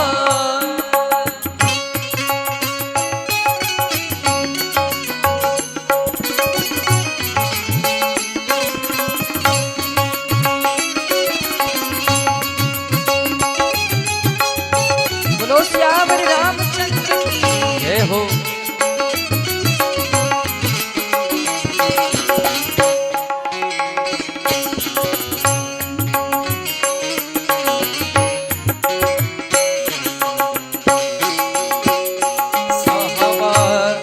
आसनी लगाई जवनो खैब उले आगे, आसनी लगाई मबनी नि दर धनी धनी दब मबनी नि दब मबनी दब मगरे गसा रे गसा राजा बा कहवा आसनी लगाई जवनो खैब उले आगे, ई हवा वनवा में मिली हो रे, ई हवा वनवा में मिली बन फल पतौवा तू त राजा बाबू हौवा हौवा, राजा बाबू हौवा, राजा बाबू हौवा तू त राजा बाबू हौवा, तू त राजा बाबू हौवा, तू त राजा बाबू हौवा, तू त राजा बाबू हौवा हौवा, राजा बाबू हौवा हौवा, राजा बाबू हौवा, राजा बाबू हौवा, राजा बाबू हौवा। बोली राघवेंद्र सरकार की। और महाराज कोल की रातों ने बहुत सेवा करी ठाकुर जी की। हे प्रभु, बड़ा सौभाग्य है, हम कहाँ जा पाते आपको देखने, आप ही वन में आ गए हमें दर्शन देने के लिए। भगवान अब चित्रकूट में निवास कर रहे हैं। इधर महाराज निषाद राज गुह्य भगवान को चित्रकूट तक पहुंचा करके वापस लौटते हैं। भगवान से निषाद राज गुह्य निवेदन करते हैं कि प्रभु हम और आगे चलेंगे आपके साथ में। भगवान कहते हैं क्यों, कहते कि आपको हम वन का रास्ता दिखाएंगे। राम जी कहते हैं निषाद राज जी अभी आप लौट जाइए, हम 14 वर्ष बाद जब लौटेंगे फिर आपसे भेंट करेंगे, तब तक हमारी प्रतीक्षा करिएगा। इस बात को सुन करके निषाद राज को बहुत दुख हुआ और महाराज निषाद राज लौट के आते हैं। तो जब लौट के आए तो किसको देखा? सुमंत्र जी को देखा। सुमंत्र जी अभी तक अयोध्या वापस नहीं गए हैं। सुमंत्र जी बैठे हैं और सोच रहे हैं कि किस मुंह से अयोध्या जाऊं। अयोध्या जाऊंगा तो अयोध्यावासी पूछेंगे कि राम जी को कहाँ छोड़ा है, तो मैं क्या जवाब दूंगा? असमंजस में हूं। और इसी भय से निषाद राजगुह को जब देखा है सुमंत्र जी ने, कलेजा कांप गया। कहते हैं निषाद राज जी क्या सच में राम जी, लक्ष्मण जी और सीता जी आगे बढ़ गए, अब लौटने की कोई उम्मीद नहीं? निषाद राजगुरु कहते हैं नहीं सरकार, इस समय तो वो चित्रकूट में है, अब वो लौटेंगे नहीं। और आप एक काम करिए, आप अयोध्या लौट जाइए। आज सुमंत जी को देख करके निषाद राज बहुत दुखी हुए, क्योंकि सुमंत जी की स्थिति ऐसी हो गई, आंखों से आंसू गिर रहे हैं, कुछ बोल नहीं पा रहे हैं। सुमंत्र जी भी हा राम, हा लक्ष्मण, हा सीते कह करके विलाप करने लगे। बहुत हाथ मल करके, छाती पीट पीट करके रोने लगे और सोचते हो कि जैसे कोई कंजूस हो, उसके पास बहुत बड़ा खजाना हो, जिसे बड़ा संभाल के रखा हो, और वो खजाना लुट जाए। जो बीतती है उस आदमी पर, आज वही सुमंत्र जी के हृदय पर बीत रही है। और सोचते हैं कि क्या जाकर कहूँगा। सुमंत्र जी बड़ी हिम्मत करके वापस लौटते अयोध्या नगरी की ओर। और महाराज रात्रि के समय आए ताकि कोई देख ना ले, मुझसे राम, सीता और लक्ष्मण जी का हाल ना पूछ ले, मैं कुछ बताने की स्थिति में नहीं हूँ। इसलिए सुमंत्र जी रात्रि के समय में आए हैं। और महाराज जब रात्रि के समय में आए हैं, चुपके से आ गए, रथ को धीरे से खड़ा कर दिया, घोड़ों को अलग लगा दिया और रात्रि के समय ही प्रवेश हुए। प्रातःकाल चक्रवर्ती जी से मिलने गए। जब चक्रवर्ती जी से मिलने गए, चक्रवर्ती जी ने जैसे सुना कि सुमंत्र जी आए हैं, मूर्छित पड़े थे। सुमंत्र जी की आवाज सुनते ही जैसे उन्हें कोई शक्ति मिल गई हो, उठकर बैठ गए और कहते हैं सुमंत्र जल्दी आओ मेरे पास, बताओ राम लौटे, लक्ष्मण लौटे, जानकी लौटी, उन्हें कहाँ छोड़ाए? सुमंत्र जी मौन है, कोई उत्तर नहीं दे रहे हैं। कहाँ है बताओ, तुमको कुछ पता है उनके बारे में? सुमंत्र जी ने झूठ ही कह दिया। क्या कहा? सरकार हमने बहुत प्रयास किया पर वो लौटे नहीं, वो लोग अच्छे से हैं, कोई दिक्कत नहीं है। अरे गंगा जी के तट पर उन्होंने केवट से नाव मांगी, जो कि इस चीज का दर्शन सुमंत्र जी ने नहीं किया था। सुमंत्र जी तो गंगा जी के तट के पहले से ही रुक गए थे, लेकिन सुमंत्र जी कल्पना में कह रहे हैं कि ऐसा ऐसा हुआ होगा। झूठ ही कहा कि राम जी ने केवट से नाव मांगी थी, केवट नाव ला कर दिया, उसमें जानकी जी को बिठाया, लक्ष्मण जी को उस पार चले गए। और महाराज जब दशरथ जी को यह विश्वास हो गया कि अब राम जी, जानकी जी, लक्ष्मण जी वन को चले गए हैं, अब लौटेंगे नहीं, तो आज इनका जो धीरज है वो जाता रहा। आज स्थितियां बिगड़ने लगी हैं, अब स्वास्थ्य बिगड़ने लगा है, व्याकुल होकर के रो रहे हैं, विलाप कर रहे हैं। और महाराज आज उनको समझ में आ गया कि कैकेयी मेरे जीवन में काल बन करके आई है। बगल में कौशल्या जी खड़ी हैं। राजा दशरथ जी कहते हैं कौशल्या रानी, आज मुझे एक बात याद आ रही है। छटपटा रही है, हाथ मीज रही है। कौशल्या जी कहती हैं क्या हुआ, आपको कौन सी बात याद आ रही है? बोले कौशल्या, आज ये वचन सत्य हो रहे हैं कि हर व्यक्ति को कर्म फल भुगतना पड़ता है। इस दुनिया में कोई भी हो, चाहे राजा महाराजा क्यों ना हो, कर्म फल सबको भोगना पड़ता है। मुझे मेरे कर्मों की सजा मिल रही है।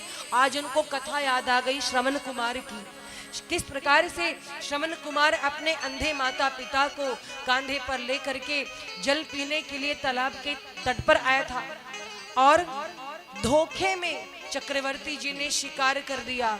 तीर मार दिया जो श्रवण को लग गया, श्रवण कुमार जी को, और उनके अंधे माता पिता ने शाप दिया था कि जिस तरह आज बेटे के वियोग में हम लोग मर रहे हैं, रो रहे हैं, एक दिन तुम भी मरोगे।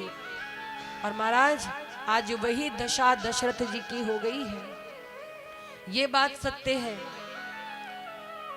कि जो करनी हमने की है वो लौट करके आता ही आता है।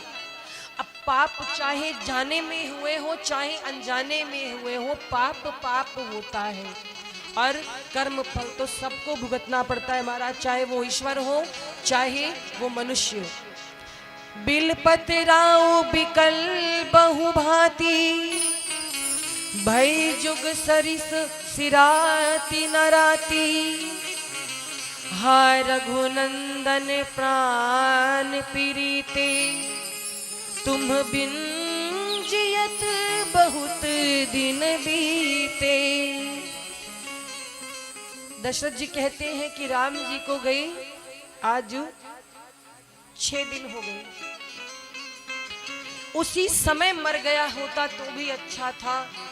मैं तो अभी तक इस प्रतीक्षा में था कि राम आएंगे, राम आएंगे, शायद उसी समय प्राण निकल गए होते तो बढ़िया रहता। और महाराज हा जानकी, हा लखन, हा रघुबर कहते कहते आज चक्रवर्ती जी भूमि पर गिरे।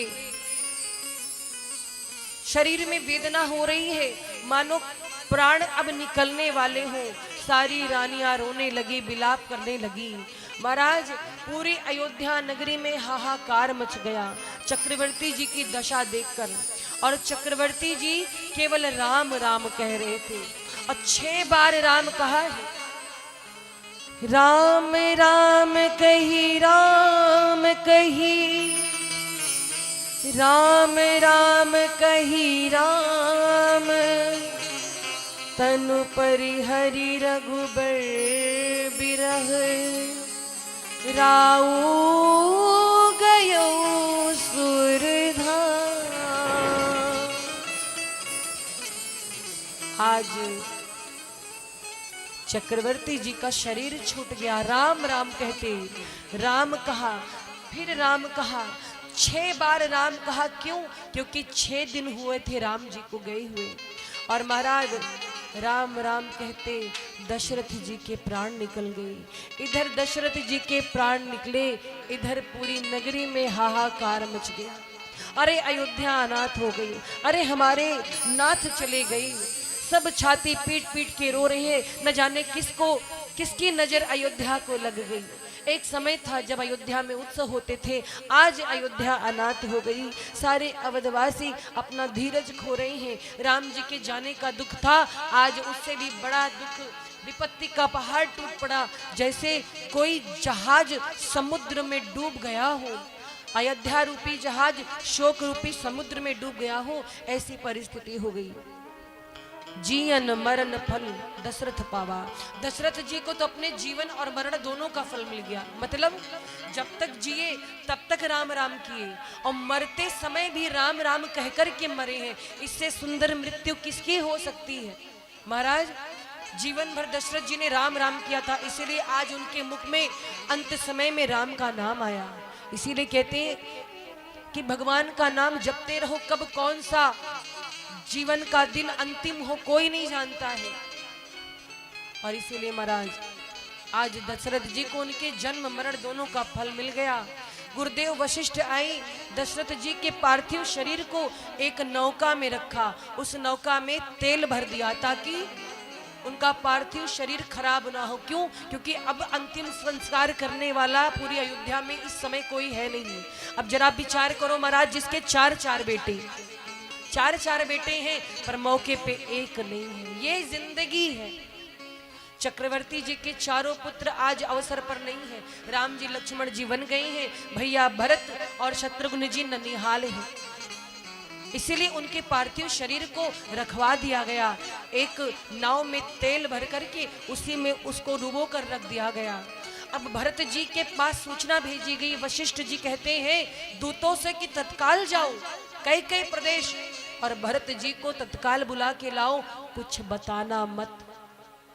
यहाँ अयोध्या में क्या हुआ है कुछ बताना मत, खाली इतना कहना कि गुरुजी ने तुरंत याद किया है। दूत पहुंचे और महाराज दूत तो बाद में पहुंचे। भरत जी को पहले से आभास होने लगा। भरत जी इतने दिन से अपने ननिहाल में थे, भरत जी प्रसन्न थे, लेकिन रात में भरत जी ने बड़े बुरे स्वप्न देखे। बहुत बुरा स्वप्न देखा, घबरा गए और शत्रुघ्न जी से कहते जल्दी चलो मंदिर में। क्यों? बोले शत्रुघ्न अभी तक तो इतने बुरे स्वप्न नहीं आए, लेकिन न जाने क्यों आज हृदय में पीड़ा हो रही है, मेरा मन बड़ा विकल है, इसीलिए चलो महादेव का पूजन करते हैं। महादेव का पूजन कर ही रहे थे, तब तक अयोध्या से दूत पहुंच गए अचानक बिना बताए। और महाराज एक बात जान लो, अगर कोई आपसे प्रेम करता है, आपको इतना भी कोई दिक्कत होगी, सामने वाले को आभास हो जाता है जहां सच्चा प्रेम होता है। जैसे एक माँ होती है, माँ अपने बेटे को यदि नौकरी पर भेज दे या पढ़ने के लिए भेज दे, अगर बच्चे के साथ कोई घटना घटी है तो माँ का दिल घबराने लगता है, उसका मन होता है लाओ जल्दी फोन लगा ले, और कहीं 2-4 बार फोन लगाया ना लगा तो और व्याकुलता होने लगती है, न जाने क्या हुआ होगा, किस हाल में होगा मेरा बेटा। तो महाराज जहाँ प्रेम होता है वहाँ ऐसी भावनाएं आ जाती हैं। भरत जी व्याकुल है, सुबह से ही उनका मन व्याकुल है। जो दूतों को देखा तो और घबरा गए। दूतों से भरत जी कहते क्या हुआ, आप लोग अचानक ऐसे, कोई बात है? दूत कहते हैं गुरुदेव वशिष्ठ की आज्ञा है, आप तत्काल अयोध्या पधारे। भरत जी उसी समय समझ गए कि कोई तो बात है, अचानक ऐसे दूत का आना, मुझे बुलाकर ले जाना, और कल से मेरा मन घबरा रहा है। मनाते हुए रास्ते भर आ रहे हैं, भगवान अयोध्या में सब कुछ ठीक हो, हे प्रभु अयोध्या में सब ठीक हो, मेरे भैया राम ठीक हो, मेरे पिताजी ठीक हो। चल पड़े हैं, रथ में बैठे हैं, जिस स्थिति में थे उसी स्थिति में भरत जी भागे भैया शत्रुघ्न को लेकर। और जैसे ही अयोध्या में प्रविष्ट करते हैं भरत जी ने देखा कि पूरी अयोध्या जैसे वीरान लग रही है। ना किसी के घर में दीपक जल रहा है, ना किसी के घर में चूल्हा जल रहा है। गौवें भी रो रही थी अयोध्या की, पशु पक्षियों का मुख मलिन था।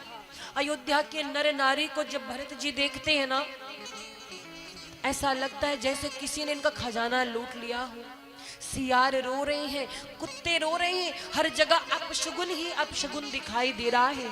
भरत जी घबरा करके रथ से उतरे, और जैसे रथ से उतरे महाराज भरत जी दौड़ करके सीधा दशरथ जी के कक्ष में जाने को उद्यत हुए। तब तक रास्ते में ही मंथरा और कैकेयी मैया मिल गई। महाराज आरती की थाली सजा करके मंथरा और कैकेयी माता मिल गई। भरत जी ने देखा द्वार पर ही कैकेयी मैया रोकती, भरत उधर कहाँ जा रहा है, इधर आ मेरे लाल, तू इतने दिन बाद आया है, आ तेरी बलैया ले लूं, आरती उतारूं। भरत जी ने देखा माँ श्वेत वस्त्र में है, सफेद साड़ी पहनी है। भरत जी चौंक गए, कहे मैया ये कैसा वेश तूने बुरा धारण कर लिया है, तेरा श्रृंगार किधर गया, ये क्या हो गया? कैकेयी मैया कहती हैं भरत मैं सब बता दूंगी, तू बैठ, तो थक गया होगा, इतनी दूर से आया। भरत जी कहते मैया मुझे पहले बताओ हुआ क्या है, महल में कोई दिखाई नहीं पड़ता, ये महल वीरान लग रहा है, भैया राम कहाँ है, पिताजी कहाँ हैं, और ये कैसा तुमने अपशगुन वाला वेश धारण किया है? कैकेयी मैया कहती हैं कि भरत मैंने सारी बातें सवार ली हैं, सब कुछ ठीक कर दिया था, और मैंने तुम्हारे लिए बहुत बड़ा काम किया। तात बात में सकल सवारी, भई मंथरा सहाय बिचारी, कछुक काज विधि बीच बिगार्यो, भूपति सुरपति पुर पगुधार्यो। भरत जी कहते क्या कहा मैया? कहती है बेटा मैंने सारी बात संभाल ली थी, पर विधाता ने थोड़ी सी गड़बड़ी कर दी। मैंने तेरे रास्ते का कांटा दूर कर दिया था भरत, लेकिन विधाता ने थोड़ी गलती कर दी। तेरे पिताजी स्वर्ग लोक सिधार गए। जो सुना भरत जी ने कि पिताजी स्वर्ग लोक सिधार गए, भरत जी मूर्छित हो गए, गिर पड़े। गिर करके भरत जी अब जमीन पर पड़े हुए हैं। थोड़ी देर बाद कुछ होश आया, होश आया, विलाप कर रहे हैं, रो रहे हैं भरत जी और कहते हैं माँ इतनी बड़ी बात हो गई, इस भरत को उस लायक नहीं समझा, अब जाके सूचना दी। माँ पिताजी मुझे छोड़ करके चले गए। अच्छा जाते समय उन्होंने कुछ तो कहा होगा, क्या पिताजी मेरी प्रतीक्षा भी नहीं कर पाए? कम से कम जाते समय मुझको भैया राम के हाथ में सौंप दिया होता। क्या पिताजी इतना समय मुझे नहीं दे सकते थे? माँ जाते समय पिताजी ने कुछ कहा था, क्या मुझे याद किया था? माँ कहती है नहीं भरत, उस समय केवल आपके पिताजी राम राम कह रहे थे। क्यों? भैया राम को बुला रहे थे, तो क्या भैया राम भी पिताजी के पास नहीं थे? अब मैया बता रही है। मैया कहती है नहीं भरत, राम तो पहले ही वन को जा चुके हैं।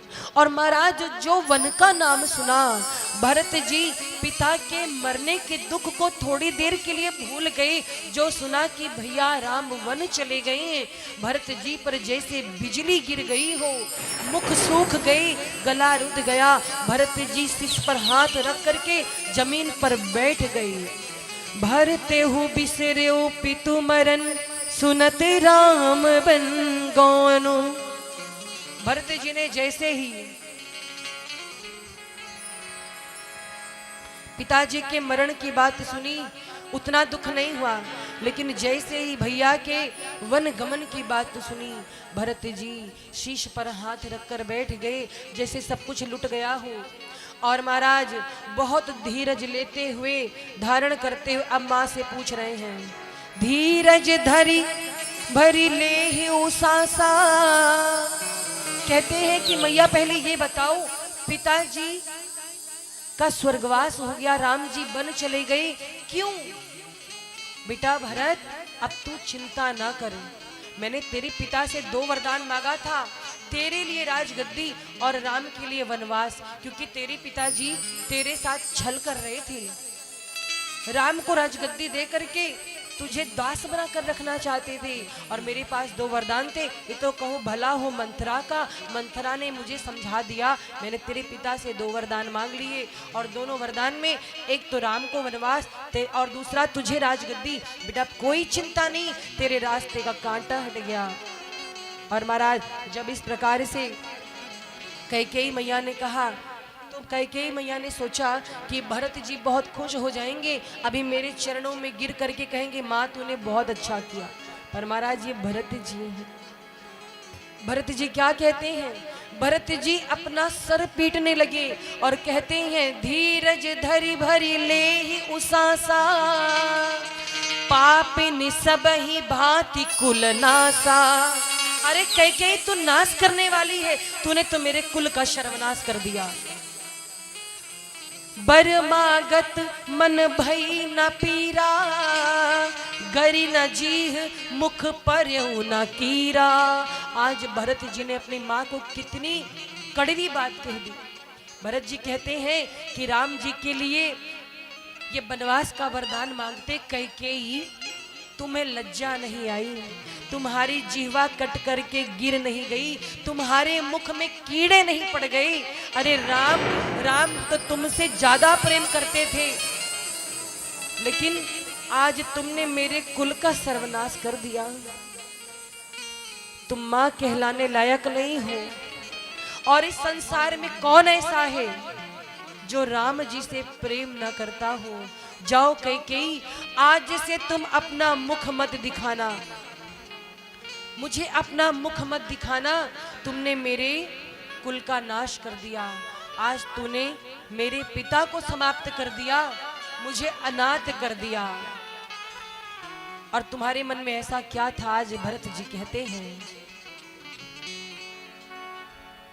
रे मैया तेने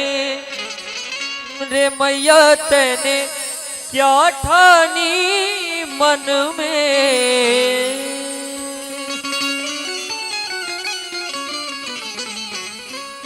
रे मैया तेने क्या ठानी मन में, राम सिया भेज दई वन में, राम सिया भेज दई वन में, रे मैया तेने ही ठेली तेने क्या ठानी मन में, राम सिया भेज दई वन में, राम सिया भेज दई वन में।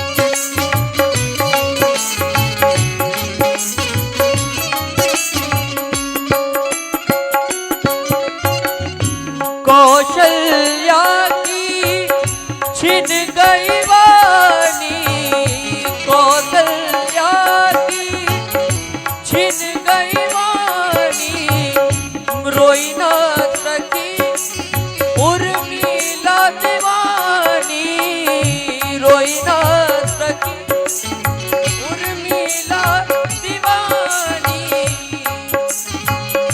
के तू बस एक ही रानी,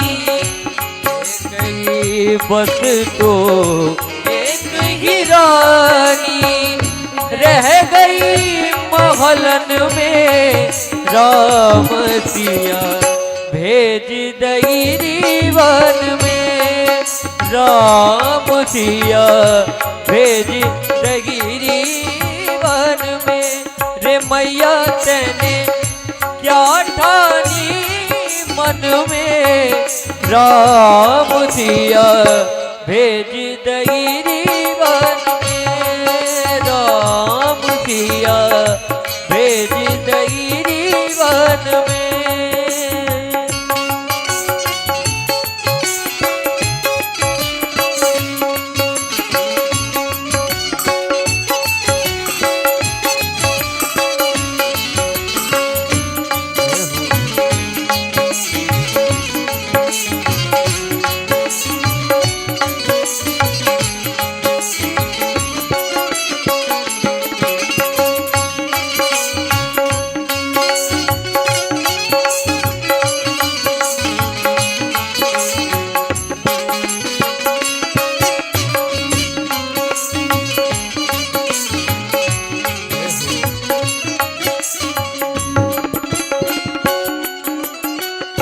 महल सोनवा नहीं मणिया, महल छोड़वा नहीं रे मणिया, सिया सुकुमारी संग दोनों भैया, सिया सुकुमारी संग दो भैया, रात पृछतर भीजत होगी, रात पृछतर भीजत होगी, तीनों में घन में, राम सिया भेज दई वन में, राम सिया भेज दई वन में, रे मैया तेने क्या ठानी मन में,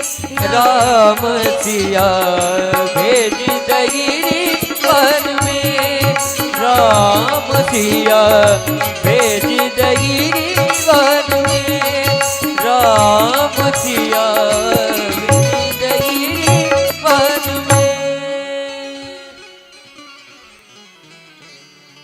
जी ने सोचा था कि जब मैं भरत से कहूंगी कि भरत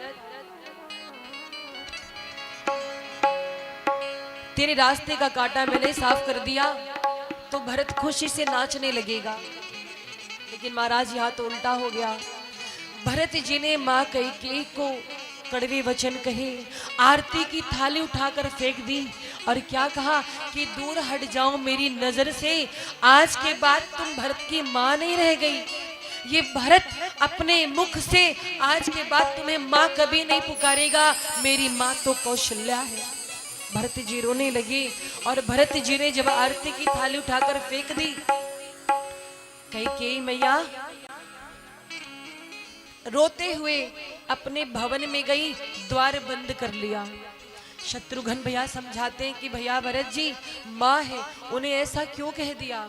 अब देखो महाराज रामचरितमानस में भरत जी को साधु कहा गया है। क्या साधु का यही लक्षण है कि अपनी माँ को कड़वी बात कहे, माँ का अपमान करे? क्या यही साधु के लक्षण है? पर भरत जी साधु है क्यों?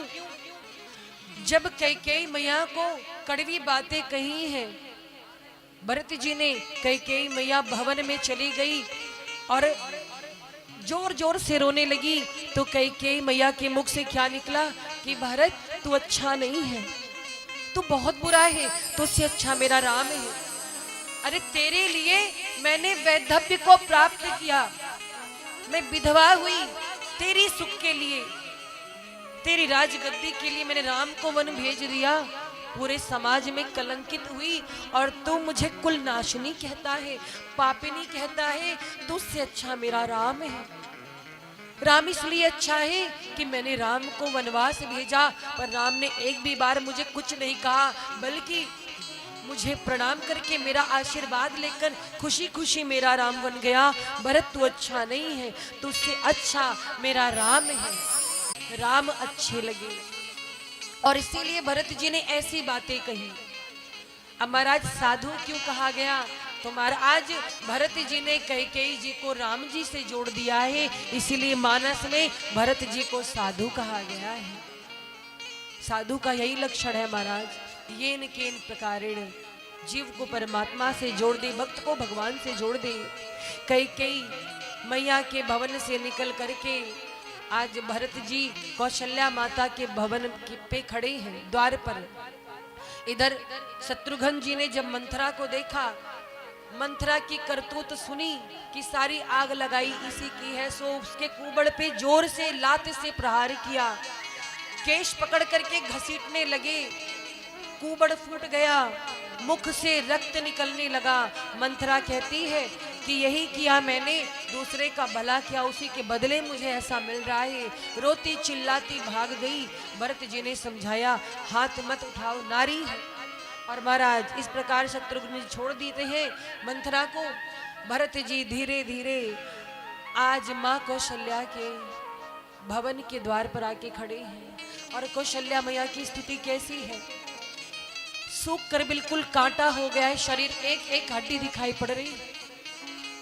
जो अयोध्या की महारानी सदैव श्रृंगार करते चमकते रहती, आज उनका जो मुख है मलिन हो गया है और महाराज वस्त्र मैले हैं, आंखों में कीचड़ भरा हुआ है, धुंधला दिखाई पड़ रहा है, आंसू इतने गिर गए कि कुछ दिखता नहीं।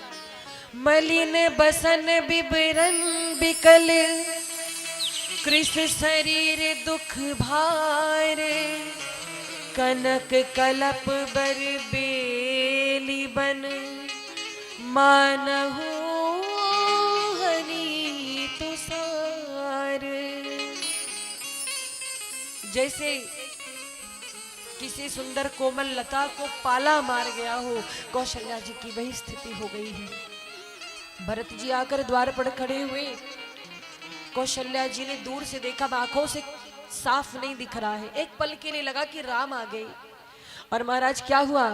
बरता ही देखी मात उठी धाई, बरता ही देखी मात उठी आई, मूर्छित अमनी परिझई आई, मूर्छित अवनी परहि जमिया देखत भरत विकल भय भारी देखत भरत विकल भय भारी परिचरण तन दशा बिसारी परे चरण तन दिशा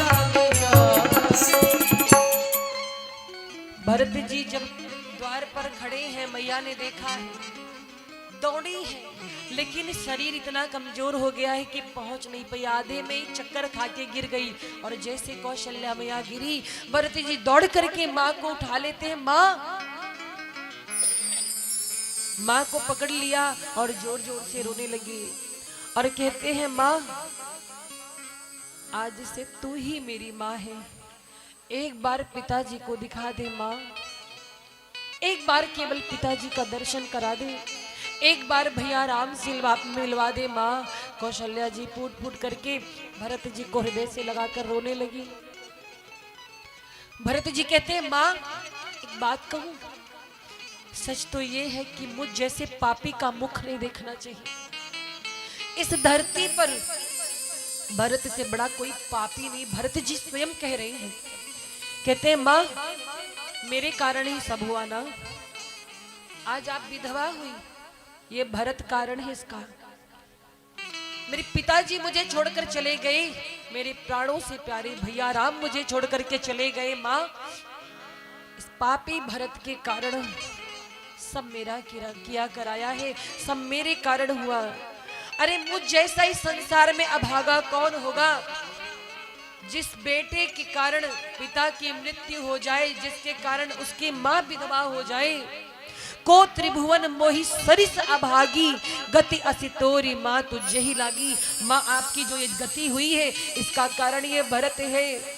और महाराज भरत जी जब इस प्रकार से कहकर माँ से लिपट करके रोने लगे, तो माँ कौशल्या भरत जी को हृदय से लगा ली।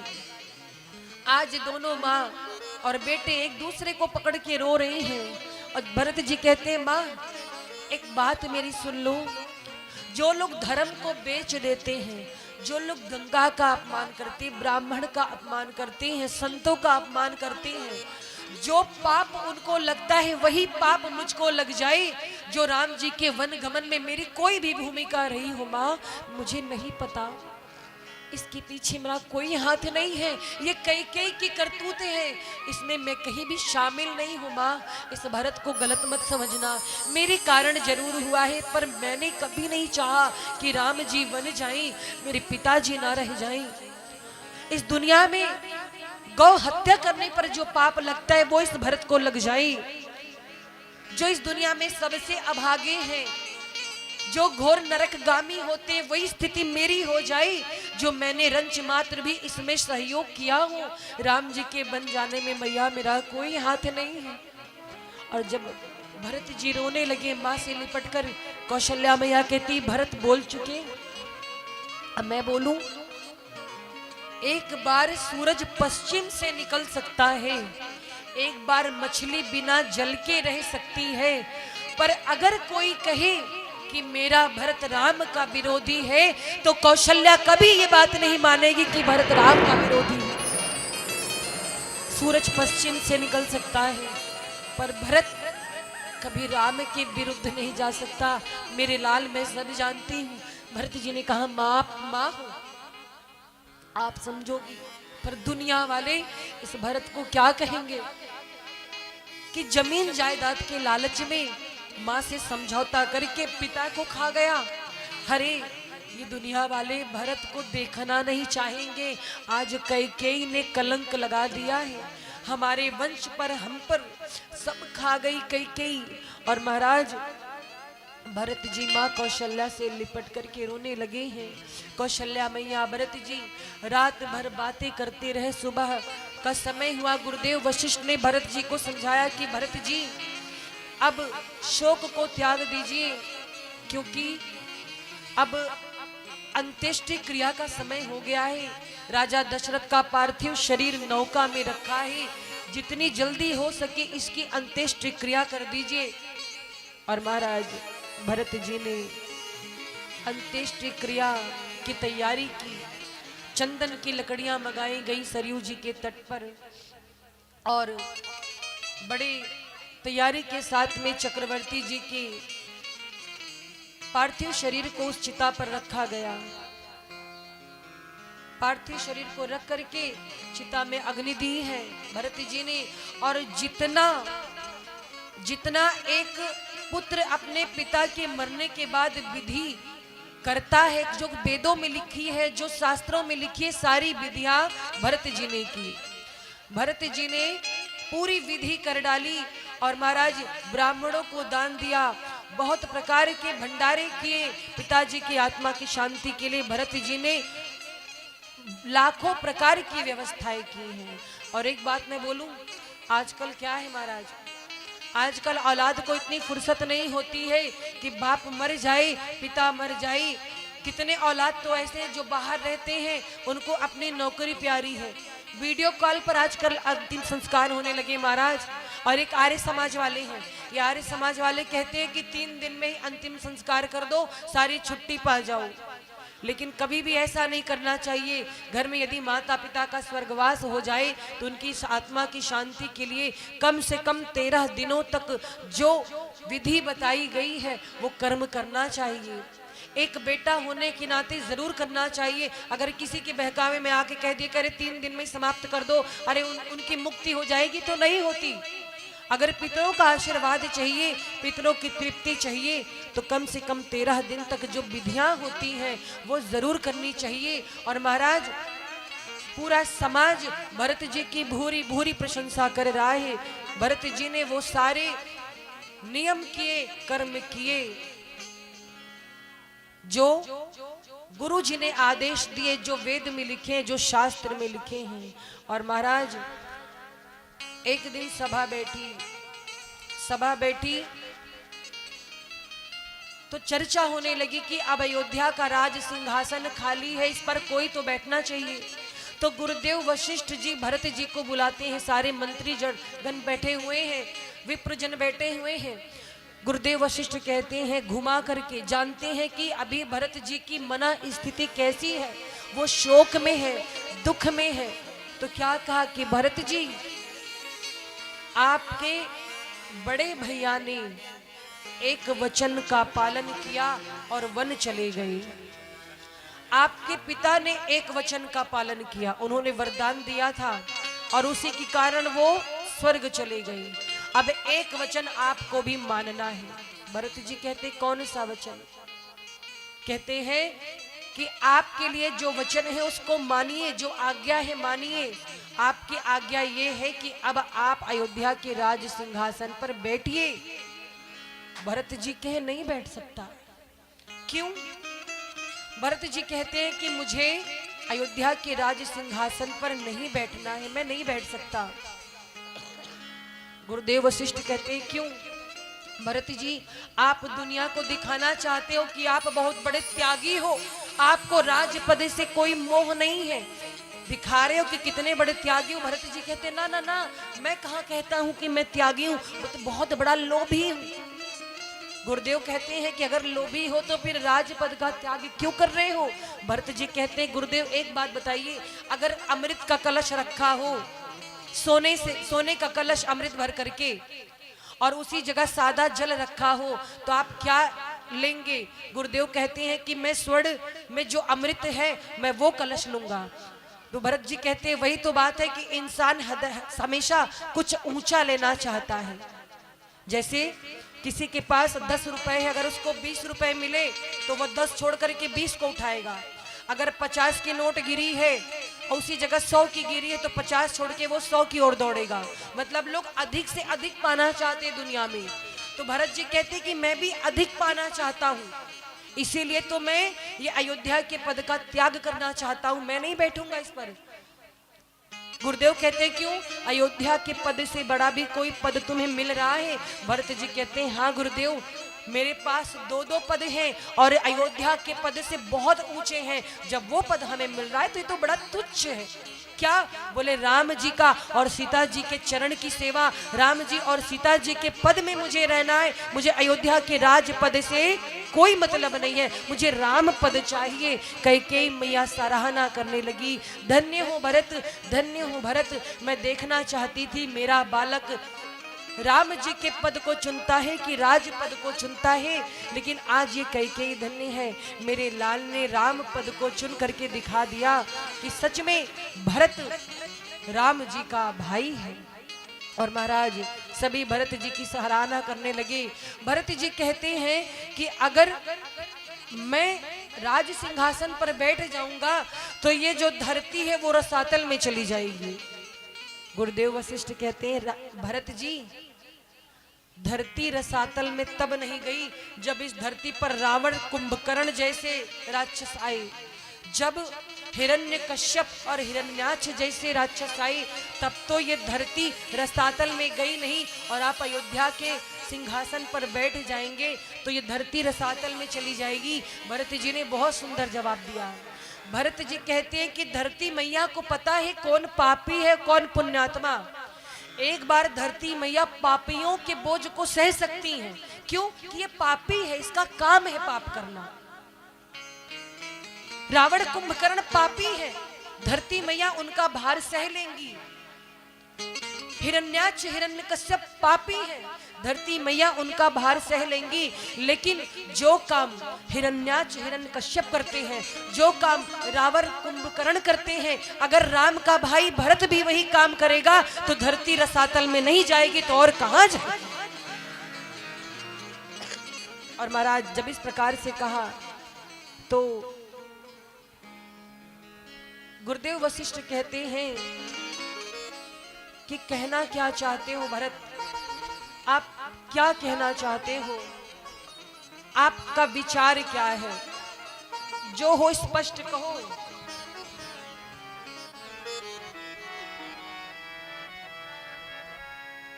भरत जी कहते हैं एक ही आक इहै मन माई,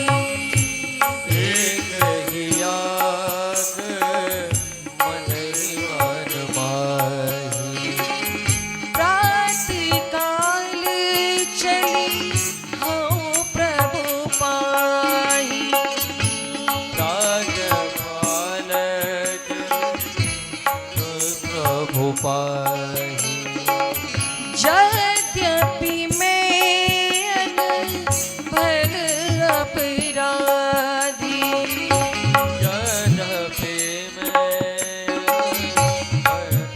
अपराधी, भय मोहि कारण सकल उपाधि, भय मोहि कारण सकल। गुरुदेव कहते हैं भरत कहना क्या चाहते हो? कहते हैं एक ही आंख इह मन माही, प्रात काल चले हो प्रभु पाही। अब एक ही विचार, एक ही भावना है, एक ही आस है। क्या? बोले सुबह होते ही भैया के पास चलेंगे, प्रभु राम के पास चलेंगे।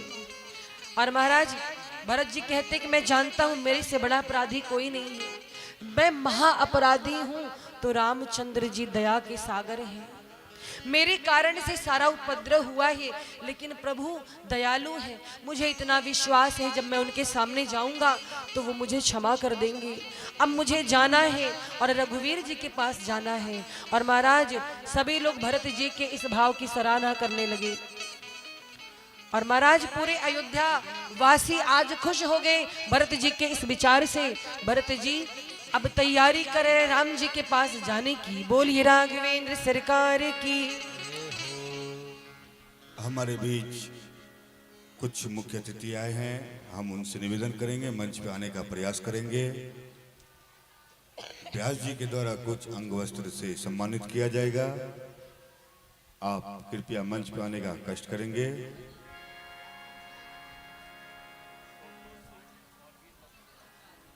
छोटू सिंह, वीर बहादुर सिंह जी, बहुत बहुत धन्यवाद आपको। इस मंच पे जोरदार आप लोग एक बार ताली से स्वागत करेंगे।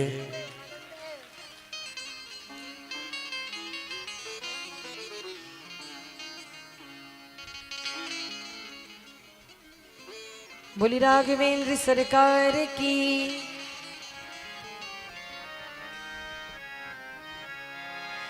महाराज भरत जी ने कहा कि अब हम लोग को चलना चाहिए रघुवीर जी के पास। तब सब अवधवासी तैयार हो गए, सब चलने को तैयार हो गए। अब तैयारियां होने लगी, गुरु जी भी तैयार हैं, तीनों मैया तैयार हैं। और क्या कहते हैं कि भरत हम भी तुम्हारे साथ चलेंगे। अब अयोध्या के जो बालक हैं, जो नवयुवक हैं, वो कहते हैं हम भी जाएंगे, और जो वृद्ध हैं वो कहते हैं हम भी जाएंगे। अब झगड़ा होने लगा।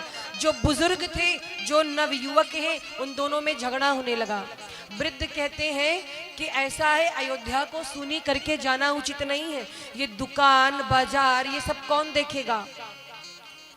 अब वृद्ध कहते कि हम लोग जाएंगे और आप लोग देख रेख करो। तो जो बालक है, युवक है, कहते क्यों, हम लोग भी चलेंगे। वृद्ध कहते हैं अरे दुकान और ये बाजार ये सब का देख रेख कौन करेगा। तो बालक बोले सबको फूंक दो, आग लगा दो। अब महाराज जब कहा आग लगा दो, तब वृद्ध बोले कि हम कौन होते आग लगाने वाले, इसका फैसला भरत जी करेंगे।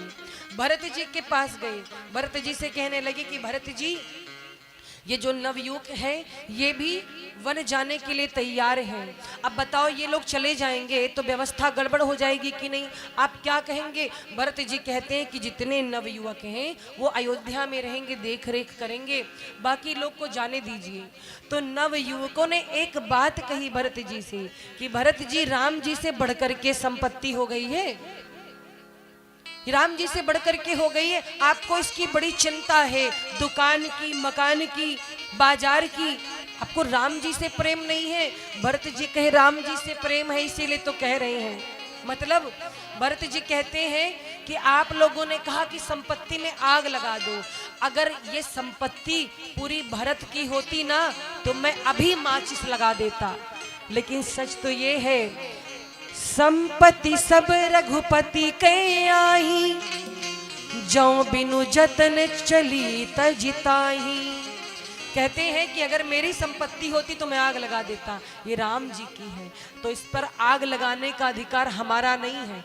जब तक राम जी 14 वर्ष पूर्ण करके नहीं आते तब तक इस संपत्ति की रक्षा करनी पड़ेगी। और ये सुन करके सभी भरत जी को धन्य धन्य कहने लगे। भरत जी धन्य है, ऐसा कौन हो सकता है। और महाराज अब भरत जी तिलक का सामान लेकर के सजा करके चल पड़े हैं भैया राम के पास। भरत चले चित्रकूट हो रामा, राम को मनाने। भरत चले चित्रकूट हो रामा, राम को मनाने। भरत चले चित्रकूट हो रामा, राम को मनाने। राम को मनाने भैया, राम को मनाने। राम को मनाने भैया, लखन को मनाने। राम को मनाने सिया, लखन को मनाने। राम को मनाने भैया लखन को मनाने। भरत चले चित्रकूट हो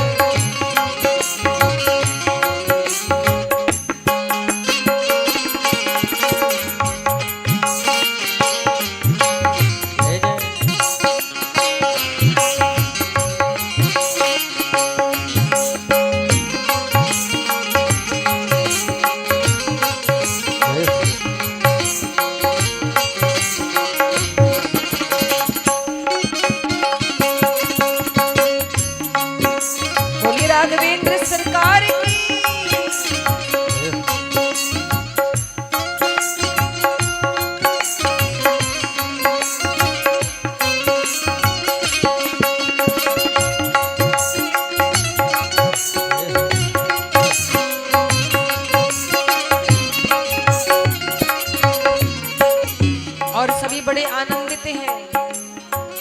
तन पुलकित अति सजल नयन भरी, तन पुलकित अति सजल नयन भरी, तन पुलकित अति सजल नयन भरी, तन पुलकित वती सजल नयन भरी, सिर पे कसी जटाजूट हो रामा, राम को मनाने, सिर पे कसे जटाजूट हो रामा, राम को मनाने, भरत चले चित्रकूट हो रामा, राम को मनाने, भरत चले चित्रकूट हो रामा, राम को मनाने।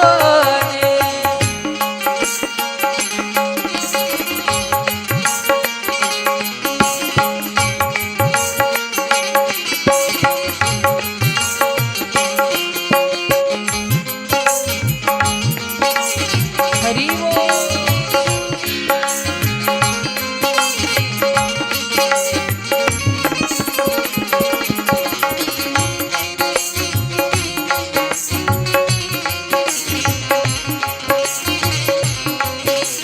जय जय जय हो।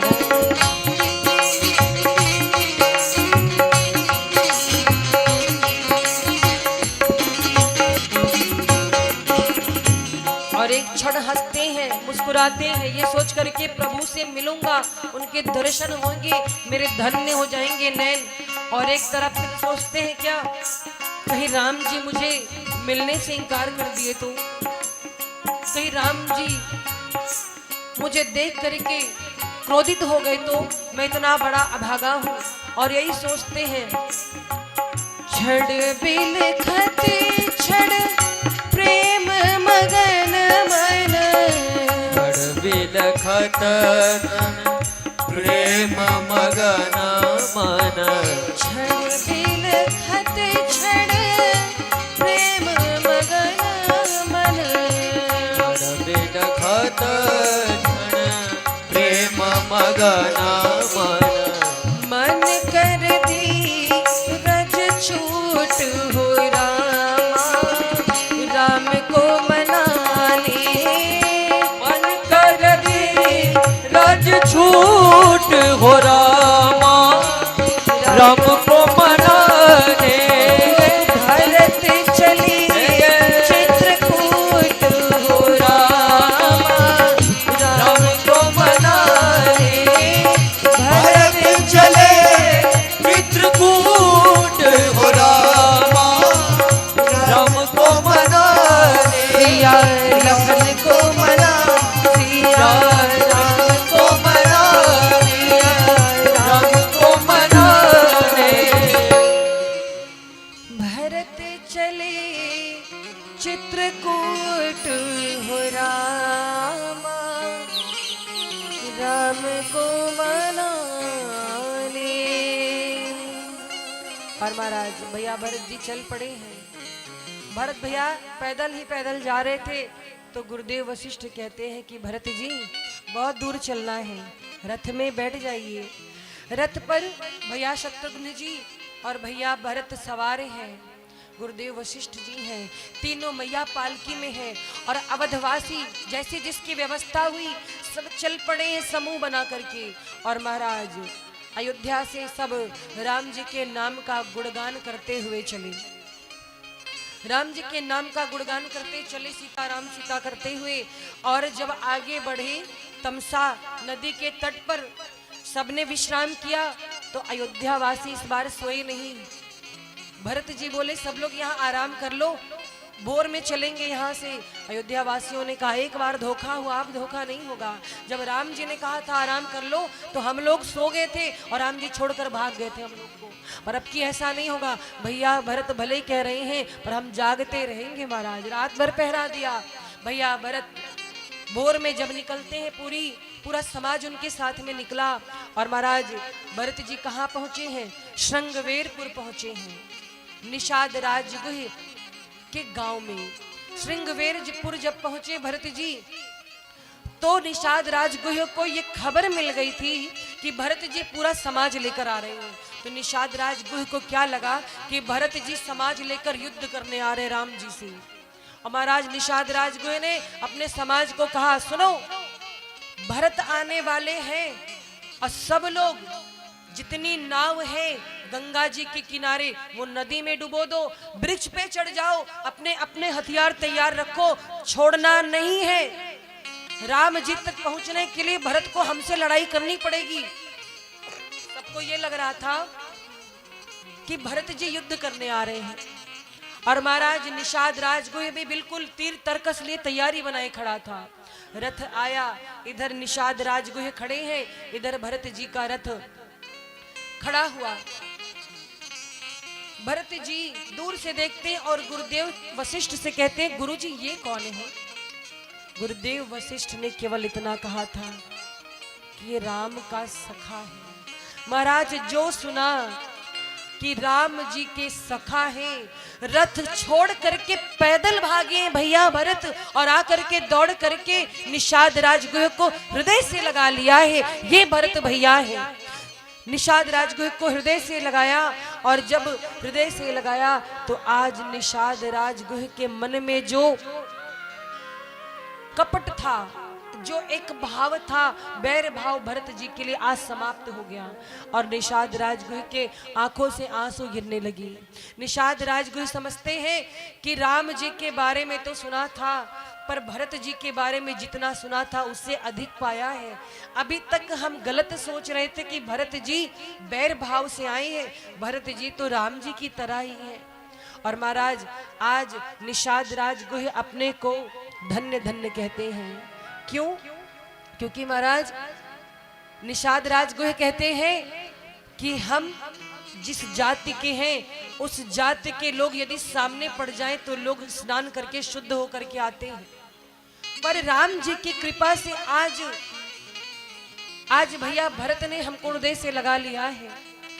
क्योंकि जिसे राम जी स्पर्श कर दे इस दुनिया में उससे बड़ा पवित्र कोई हो ही नहीं सकता। बिहार में एक नदी है कर्मनाशा, जानते हो आप लोग? कर्मनाशा नदी में जल नहीं है, बालू ही बालू है, पर आप उसमें जैसे हाथ रखेंगे ना पानी ऊपर आ जाएगा। और ऐसा कहा जाता है कि कर्मनाशा का जल यदि स्पर्श हो जाए तो मनुष्य के सारे पुण्य समाप्त हो जाते हैं। कोई भूल कर भी कर्मनाशा के आसपास नहीं जाता है, क्योंकि उसमें पुण्य कर्मों का नाश होता है। पर महाराज वही कर्मनाशा का जल यदि गंगा जी में मिला दिया जाए तो भला कौन उसे सिर पे धारण नहीं करना चाहेगा।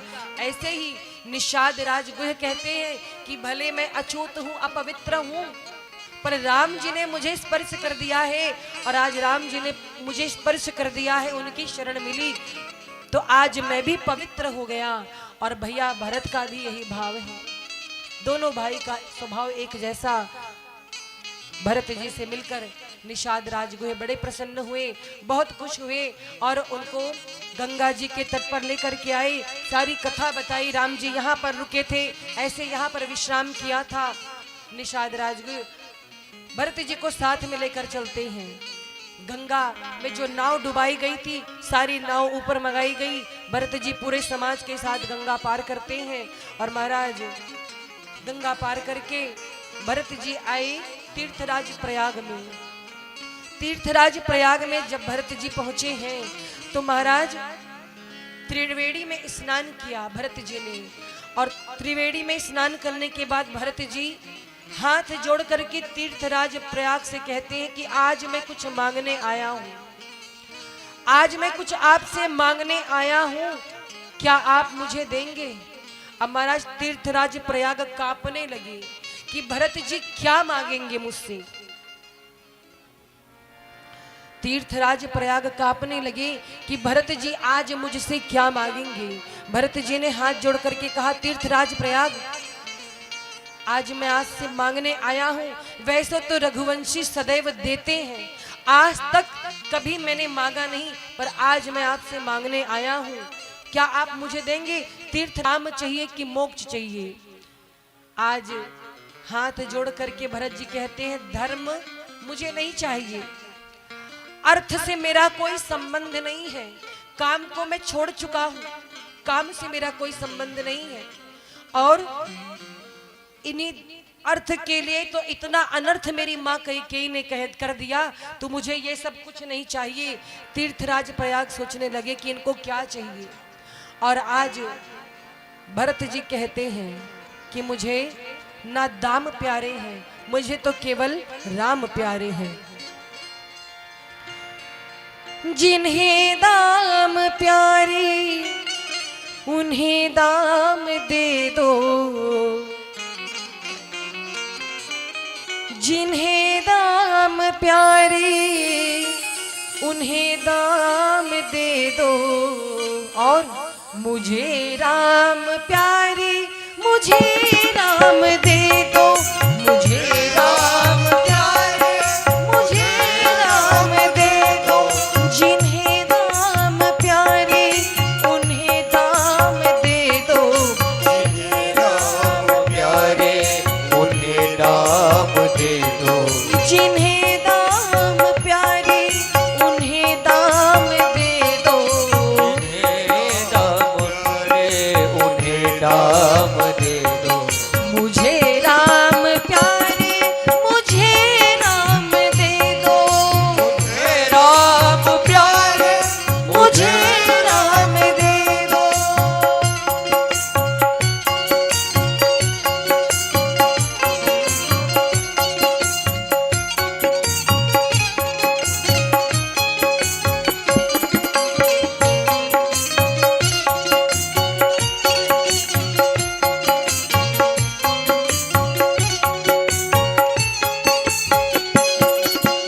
और भरत जी क्या कहते हैं कि मेरी ये जिंदगी राम जी के बिना अधूरी है, ये जीवन अधूरा मेरे राम बिन है, जीवन अधूरा मेरे राम बिन है, ये जीवन अधूरा मेरे राम बिन है, ये जीवन अधूरा मेरे राम बिन है, इसी एक उलझन में हर एक दिन है, एक उलझन में हर एक दिन है, उन्हें कोई जाकर ये पैगाम दे दो, उन्हें कोई जाकर ये पैगाम दे दो, उन्हें कोई जाकर ये पैगाम दे दो, उन्हें कोई जाकर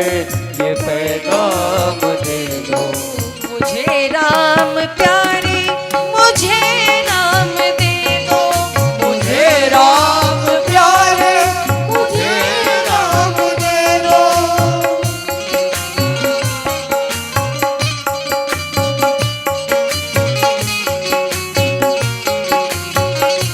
बोलो राघवेंद्र सरकार की। जय हो।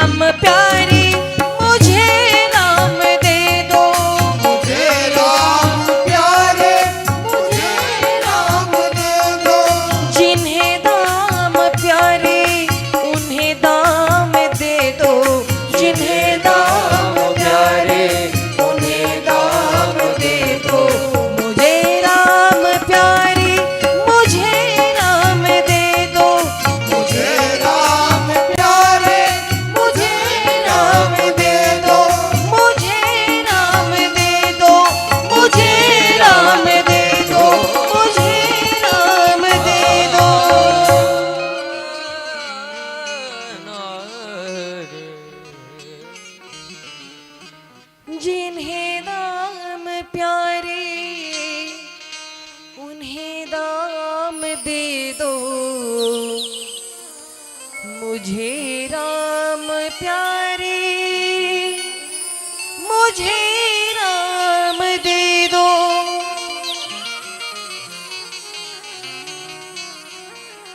कहते हैं कि तीर्थराज प्रयाग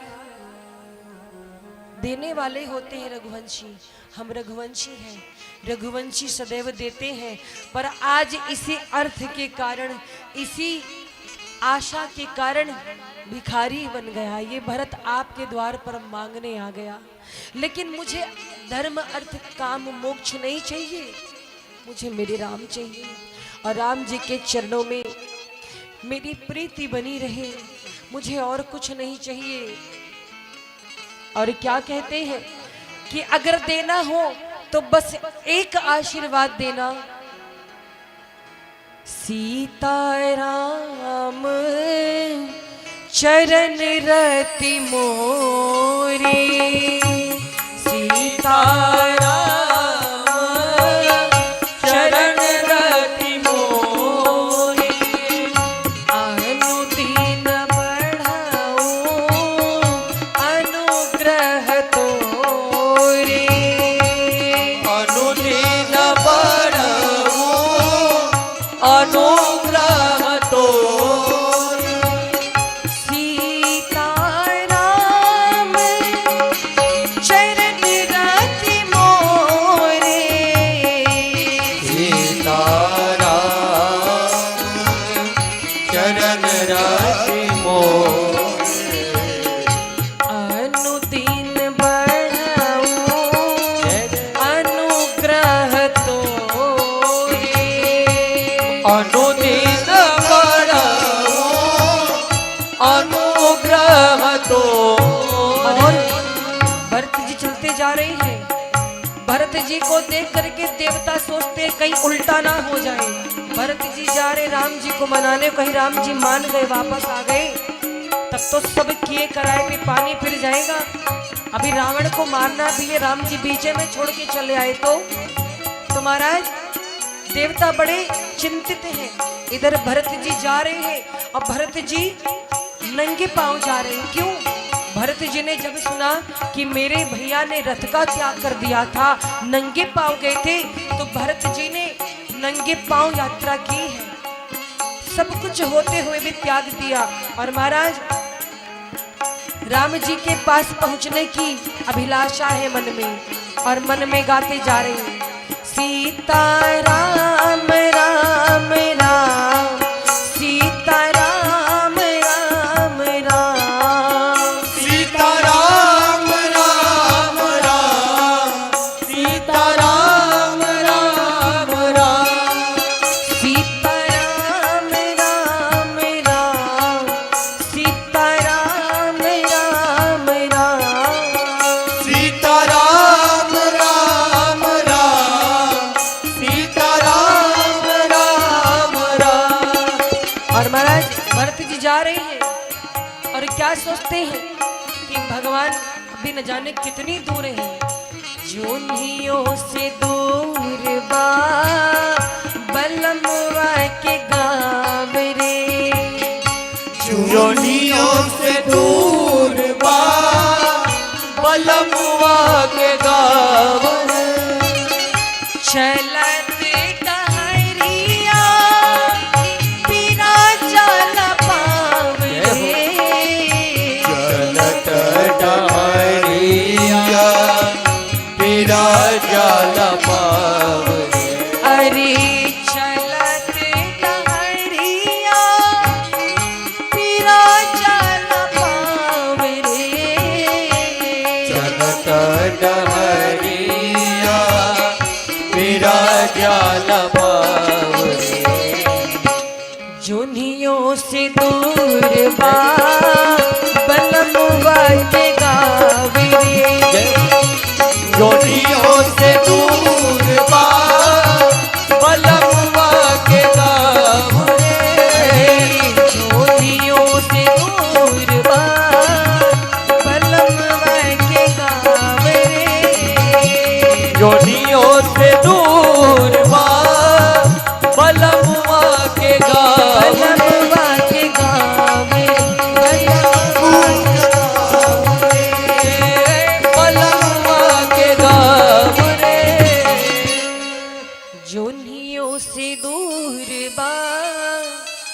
बलमवा के गावरे जोनियो मतलब चंद्रमा। महाराज भरत जी जा रहे हैं और भरत जी भरद्वाज ऋषि से मिले, उनको प्रणाम किया, आशीर्वाद लिया। भरत जी से भरद्वाज जी कहते हैं कि हमें सब पता है, इसमें आपका कोई दोष नहीं है। भरत जी हमारा आशीर्वाद है, जाइए और राम जी की कृपा होगी आप पर।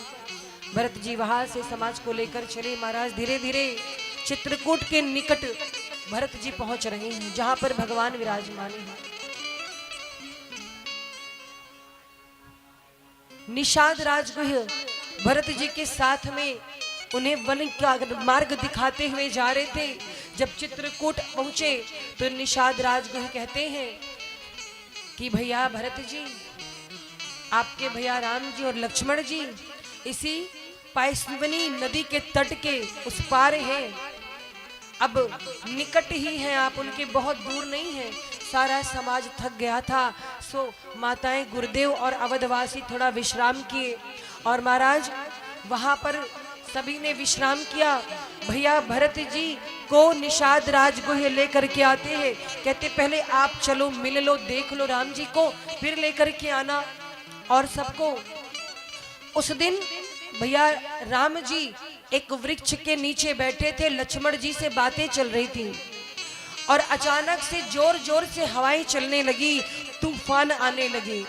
तब तक कोल भीलों ने आकर के राम जी को सूचना दी कि राम जी आपके कोई भाई है क्या? बिल्कुल आप जैसे दिखते हैं, सांवले वरण। राम जी कहते हैं भरत है।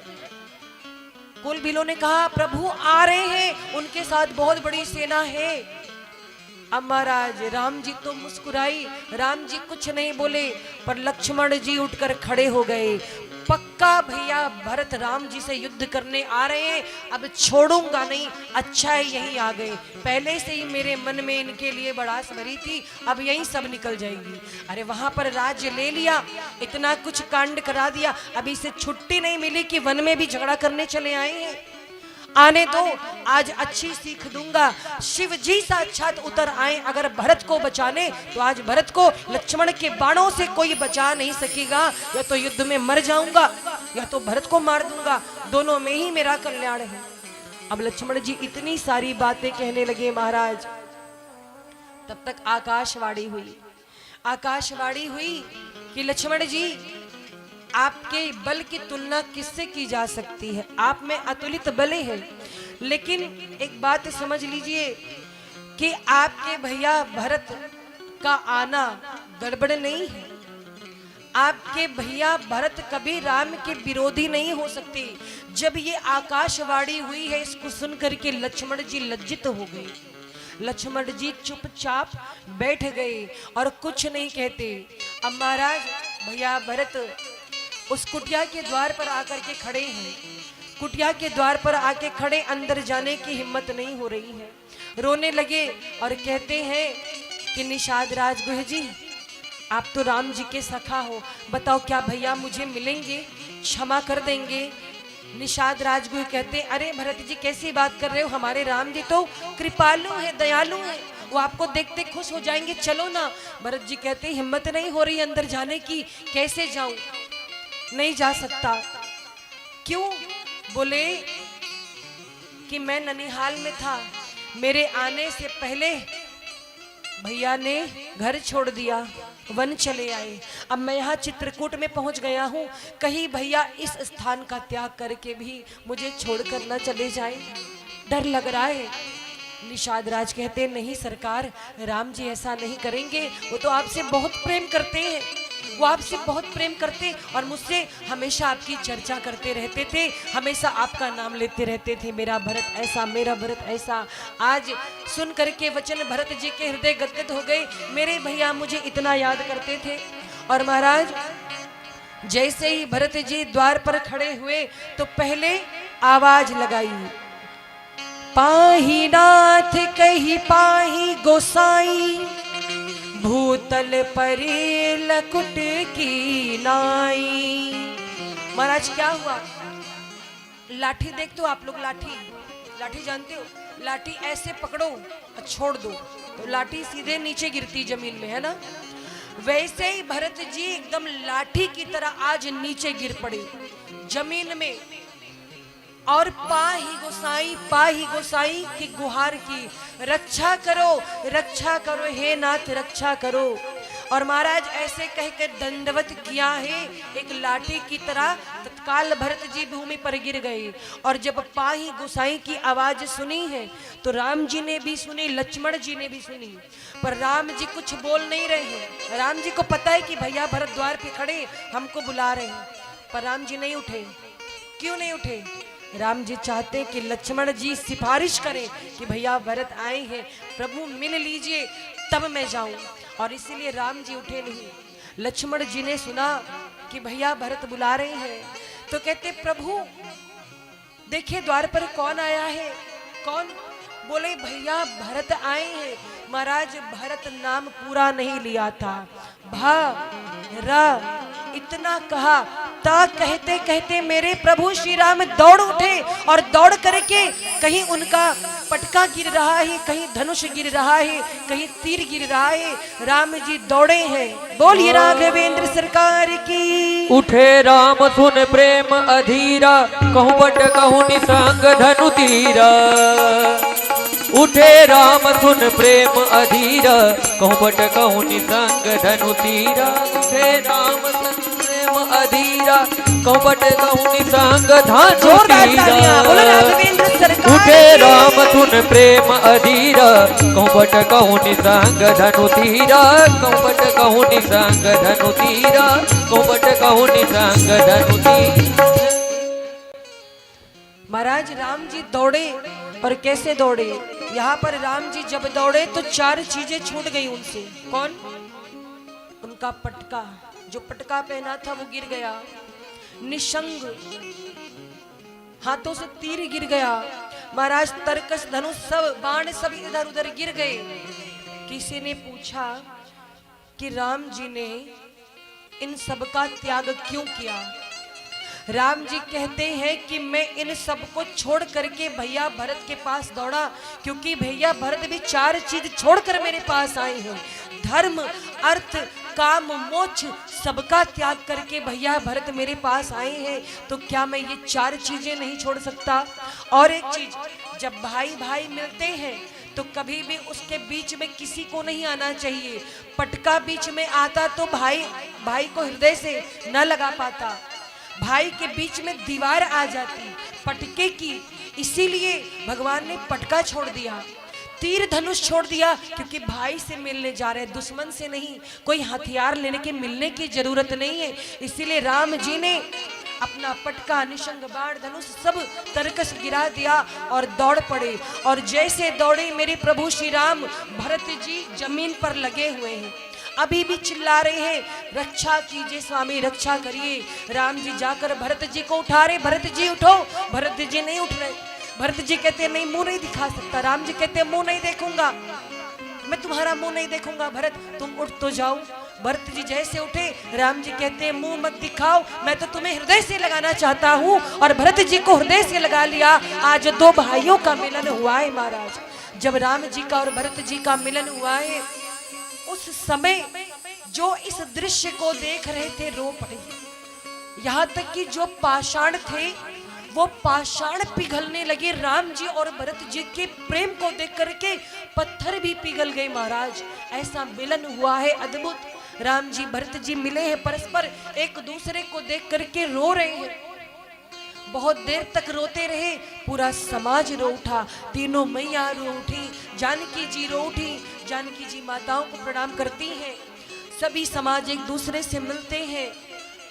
राम जी को पिताजी के मरण का समाचार मिला। राम जी ने बहुत दुख महसूस किया, रोने लगे राम जी। और महाराज विलाप करने के बाद खुद को शांत करके अंत्येष्टि क्रिया के बाद जो विधियां होती हैं उनके आत्मा की शांति के लिए वो राम जी ने भी की। और इसके बाद महाराज पूरा समाज एक दूसरे से मिला, बातचीत हुई। गुरुदेव वशिष्ठ से भरत जी कहते हैं कि गुरुदेव हम राज तिलक का सामान लेकर के आए हैं, क्यों ना राम जी का यहीं पर राज तिलक कर दिया जाए। अब देर नहीं होनी चाहिए। गुरुदेव वशिष्ठ कहते हैं कि राम जी से बात करनी पड़ेगी। राम जी से बात करने का साहस किसी को नहीं हो रहा है। महाराज राम जी तो सब जानते हैं, 3-4 दिन सब यहाँ पर रहे और उसी समाज में जनक जी का आगमन हुआ। जनक जी आए हैं, जनक जी ने भरत जी को समझाया, राम जी को समझाया। क्या भरत जी कहते हैं कि राम जी अयोध्या चले वापस। राम जी कहते पिता के वचन झूठे होंगे, तो भरत जी कहते हैं कि पिता के वचन झूठे नहीं होंगे, हम और शत्रुघ्न दोनों वन में रहेंगे, भैया राम और लक्ष्मण अयोध्या जाएं। राम जी तैयार नहीं हुए, बहुत समझाया। भरत जी कहते हैं कि राज तिलक हो जाए। राम जी कहते हैं नहीं भरत, पिता के वचनों को मानना हमारा कर्तव्य है, हम रघुवंशी हैं। अब हम आपसे 14 वर्ष बाद ही मिलेंगे, हमारी प्रतीक्षा करना। आप अयोध्या को संभालना, अयोध्या की राजगद्दी को संभालना। भरत जी कहते हैं प्रभु अयोध्या की राजगद्दी पे ये भरत तो नहीं बैठेगा। तो बोले आप कोई अपनी निशानी दे दीजिए। अरे भगवान ने अपनी पावरी, अपनी चरण पादुका उतार करके दी है। भरत जी ने उसको धारण किया है शीश पर, और महाराज शीश पर धारण करके आज भरत जी पूरे समाज के साथ वापस अयोध्या को आ रही हैं। किसी का राम जी के पास से आने का मन नहीं था, लेकिन सब विवश है प्रेम के। और जब भरत जी को राम जी ने देखा तो राम जी ने एक बात और कही कि भरत, माँ कैकेयी को कभी कुछ कहना मत, वो माँ है। मैं ये शिकायत नहीं सुनना चाहता कि तूने माँ को कुछ कहा। माँ से प्रेम से बात करना, उन्हें गलत नहीं समझना। राम जी ने सबको समझाया। जनक जी भी चल पड़े समाज के साथ, भैया भरत भी चल पड़े हैं। बोलिए राघवेंद्र सरकार की।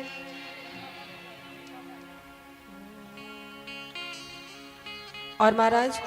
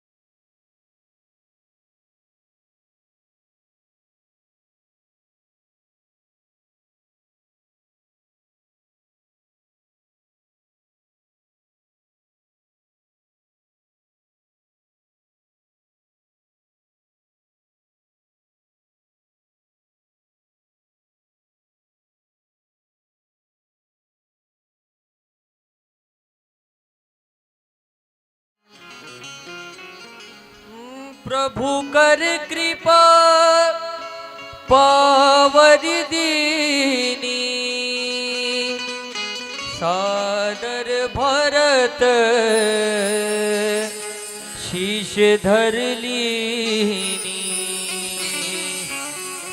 राम भक्त ले चला रे राम की निशानी राम भक्त ले चला रे राम निशानी राम भक्त ले चला रे राम की निशानी शीश पर खड़ा हूँ आँखियों में पानी खड़ा हूँ आँखियों में पानी राम भक्त ले चला रे राम की निशानी निशानी राम भक्त ले चला राम की निशान शीश खड़ा हूँ ले चला वैसे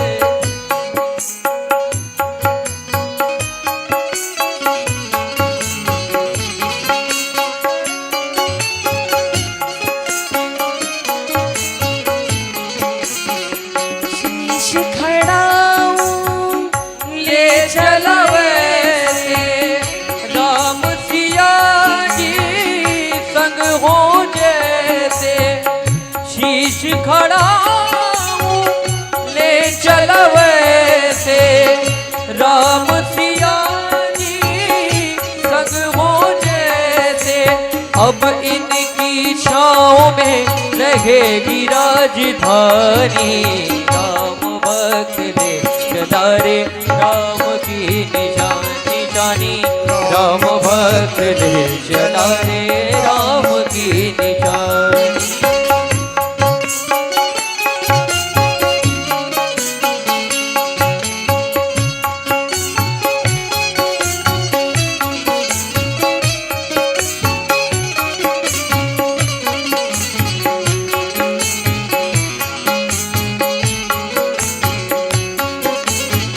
तालियों की सेवा करते हुए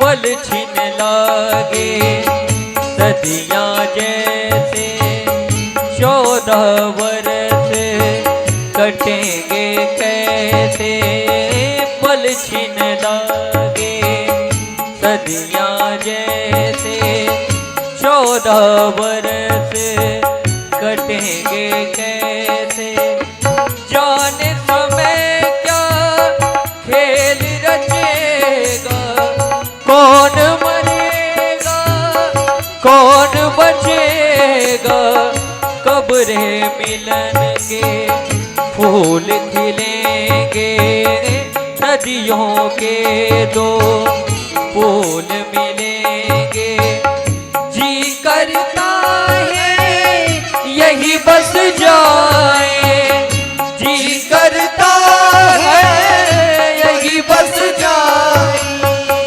मिल मिल 14 बरस बिताए हिल मिल 14 बरस बिताए राम बिन कठिन है एक घड़ी बितानी राम बिन कठिन है एक घड़ी बितानी राम भक्त ले चला रे राम की निशानी राम भक्त ले चला रे राम की निशानी राम भक्त ले चला रे राम की निशानी तालियों की सेवा करते हुए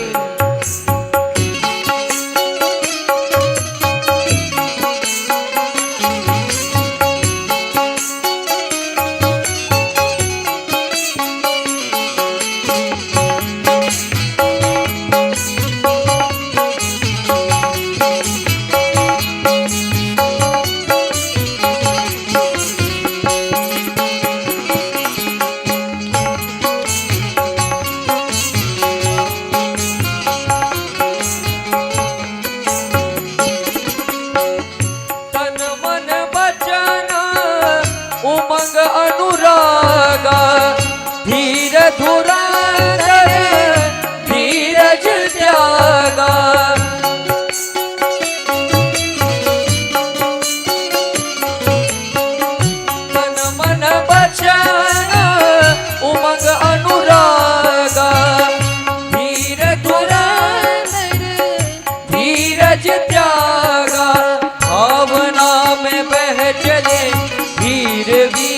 ज्ञानी भावना में बह चले धीर वीर ज्ञानी राम भक्त ले चला रे राम की निशानी निशानी राम भक्त ले चला राम की निशानी निशानी राम भक्त ले चला राम के निशानी राम भक्त ले चला रे राम की निशानी निशानी राम भक्त ले चला रे राम की निशानी। बोलिए राघवेंद्र सरकार की। चलिए प्रश्न का समय आ गया है, प्रश्न पूछ लिया जाए आप सभी से। कल वाली गलती आज नहीं करिएगा। कल क्या गलती हुई थी? हाँ, जो भी उत्तर देना है जिनको बोला जाएगा माइक में वही बोलेंगे, या आपको बुलाया जाएगा तभी, क्योंकि आप सार्वजनिक कर देंगे उत्तर को तो फिर कोई मतलब नहीं रह जाएगा इस प्रश्न उत्तरी का। तो आप लोगों से पूछा जाए, पूछा जाए। पीछे वाली कह रही नहीं पूछो, पूछा जाए। जोर से बोलिए ना, हाथों को उठा के बताइए। हाँ। भगवान श्री राम की वन यात्रा में उनका पहला विश्राम कहाँ हुआ? ऐसे नहीं बताना है, खड़े होना अपने स्थान पे। पहले किसने बताया है?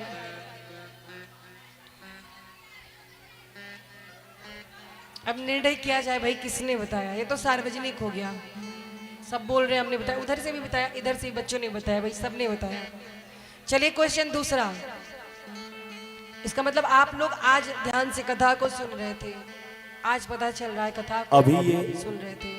अभी जो भी चार लोग आएंगे स्टेज पे और फिर फाइनल क्वेश्चन पूछेंगे देवी जी, और उसमें से जो आंसर देगा वही विजेता होगा। यह स्टेज पे आने के लिए पहला प्रश्न पूछा जा रहा है।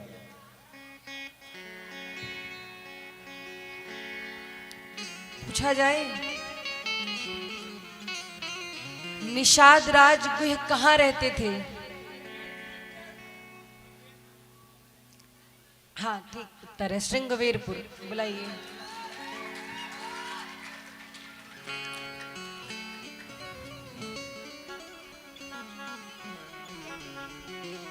अब देवी जी फाइनल क्वेश्चन पूछा जाए। Final question. हाँ। लेकिन आप लोग नीचे से कोई संकेत नहीं दीजिएगा, ठीक है? हाँ बिल्कुल नहीं, ये नहीं कि हम हेल्प करें, ये गलत बात है। आपको अगर उत्तर आएगा, अगर इन लोग को नहीं आएगा तो आप लोग बताइए, नहीं फिर आप में से किसी से पूछा जाएगा, मौका दिया जाएगा। लेकिन आप लोग वहीं से बैठे बैठे नहीं बताइएगा, ठीक है? ठीक है। ये बताइए, भरत जी जब तीर्थराज प्रयाग पहुंचे तो तीर्थराज प्रयाग ने कहा कि हमारे पास 4 चीजें हैं, आप उसको ले लीजिए। वो 4 चीजें कौन सी थी जिसको स्वीकार करने से भरत जी ने मना कर दिया? वो 4 चीजें कौन थी? धर्म, मोक्ष,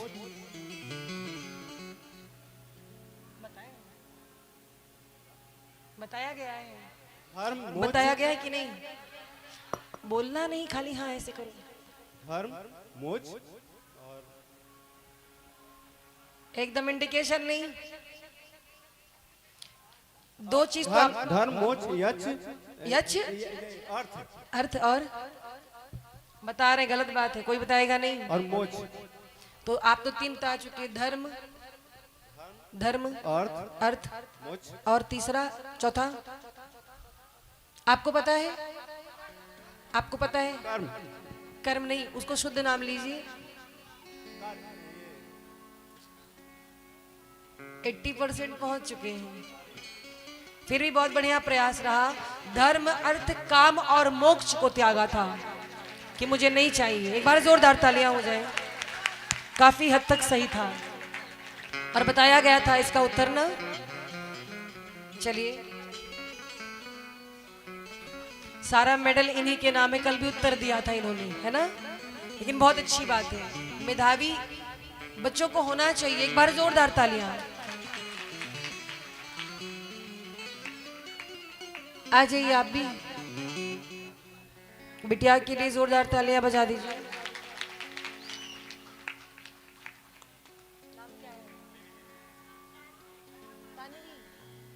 तानवी, तानवी के लिए फिर से एक बार जोरदार तालियां। चलिए संकीर्तन की ओर चलते हैं।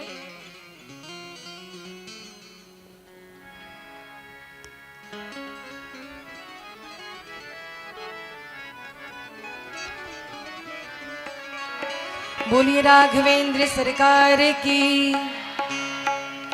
श्री राम जय जय राम। श्री राम जय जय राम। श्री राम जय जय राम। श्री राम जय जय। बोलो राम राम बोल, सीता राम बोल। राम राम बोल, सीता राम बोल। शिव शिव बोल, शिव शिव बोल। शिव शिव बोल, शिव शिव बोल। नारायण बोल, नारायण बोल। नारायण बोल, नारायण बोल। श्री राम जय जय राम। श्री राम जय जय राम। तालियों की सेवा करते हुए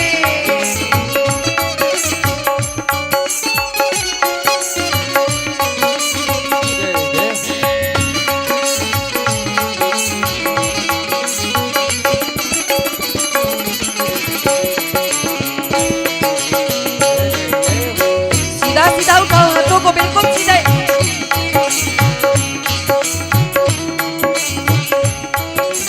राम राम बोल, सीता राम बोल। बोलो राम राम बोल, सीता राम बोल। राधे श्याम बोल, राधे श्याम बोल। राधे श्याम बोल, राधे श्याम बोल।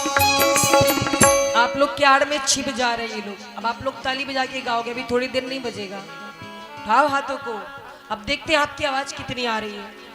राधे श्याम बोल, राधे श्याम बोल। बोलो बड़े सुरीले हो भाई। शिव शिव बोल, शिव शिव बोल।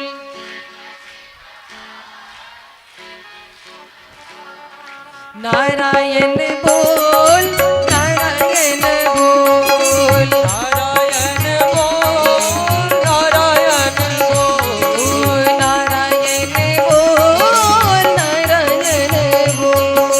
नारायण बोल, नारायण बोल। ओ श्री राम जय जय राम।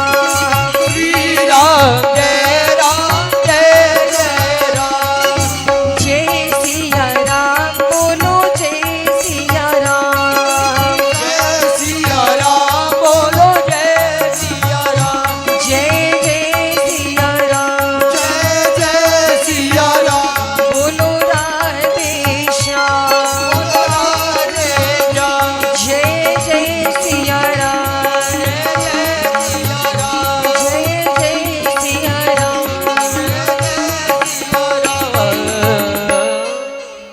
जय जय सिया राम। बोलिए राघवेंद्र सरकार की। बोलिए भैया भरत लाल की। बोलिए राघवेंद्र सरकार की। बोलो शंकर भगवान की। बोलो हनुमान जी महाराज की। श्री राम जन्मभूमि की। चारों भैया की। सरयू मैया की। दुर्गे मैया की। गोस्वामी तुलसीदास जी महाराज की। श्री रामचरितमानस भगवान की। काशी विश्वनाथ की। सब संतन की, सब भक्तन की, गौ माता की, अपने अपने माता पिता की। नमः पार्वती पतये हर हर महादेव शंभो। आप सभी लोग अपने अपने स्थान पे खड़े हो जाएं। आप सभी लोग को लिफाफा मिल गया है कि नहीं? मिल गया है। जिनको भी देवी जी का कथा अच्छी लगी हो वो भी लिखिएगा, अपना कांटेक्ट मोबाइल नंबर भी लिखिएगा, जो कि अयोध्या जा कर के वहाँ से आपको मैसेज मिल सकता है आपको कैसा कथा लगी। और कल कथा का विश्राम दिवस है। क्या है?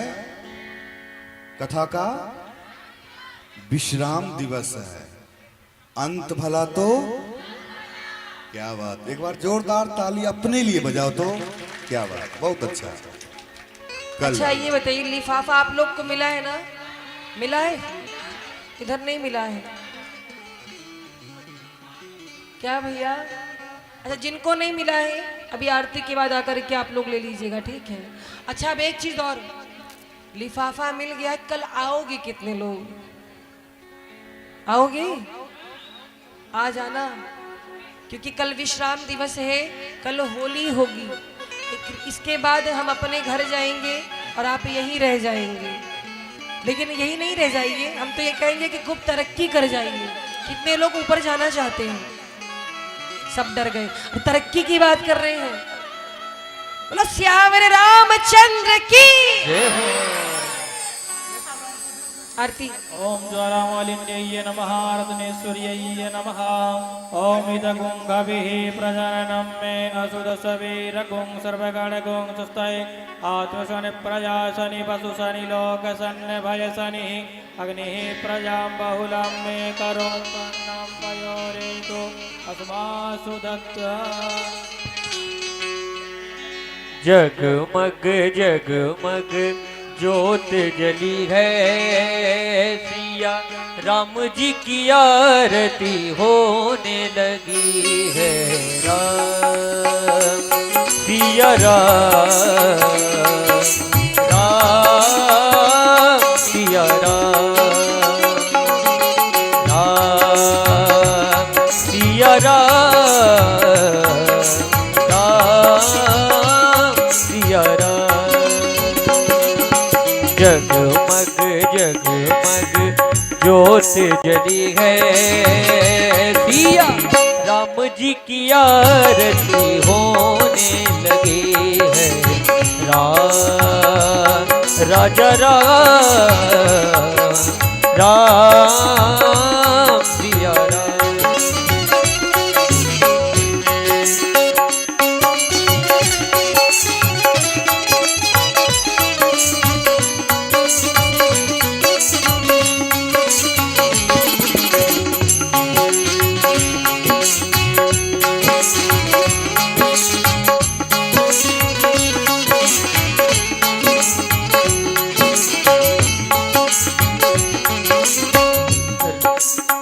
आरती जलाए सब प्रभु जी के आगे, तुलसीदास जी के भागवत जागे।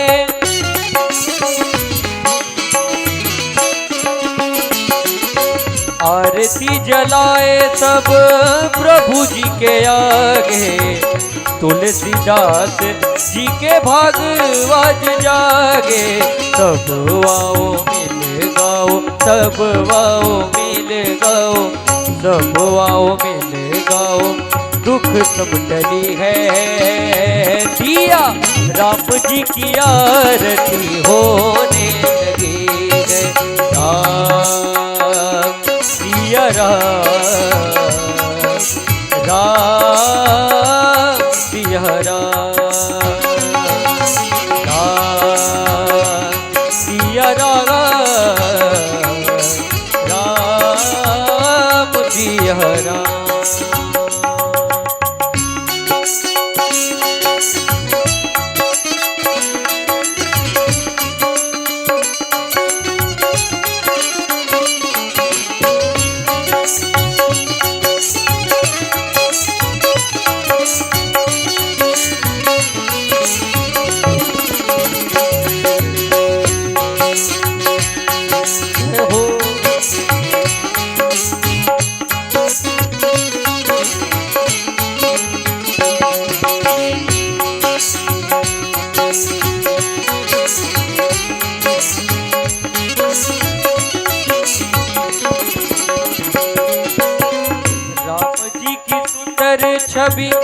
लखन को प्यारे हनुमत सोहे जैसे अखियों के तारे।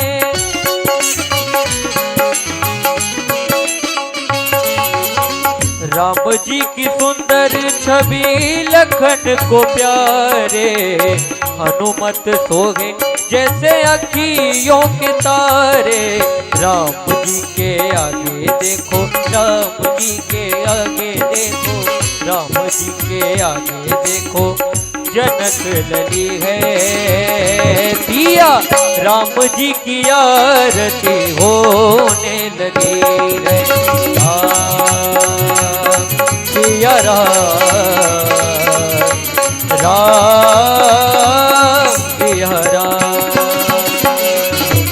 राम सिया राम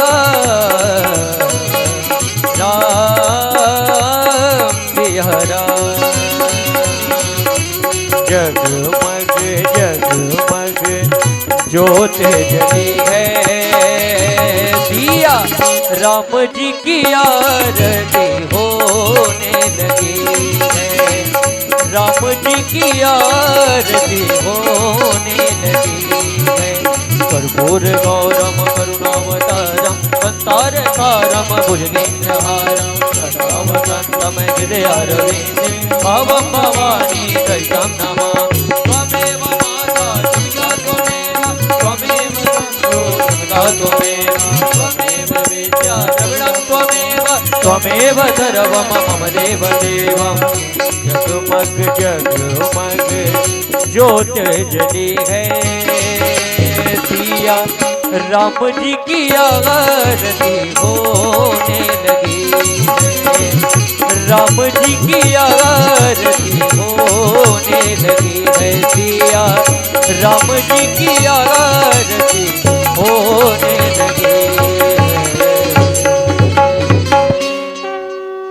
ओम आर्तिक्यं समर्पयामि जलेन शीतलीकरणम्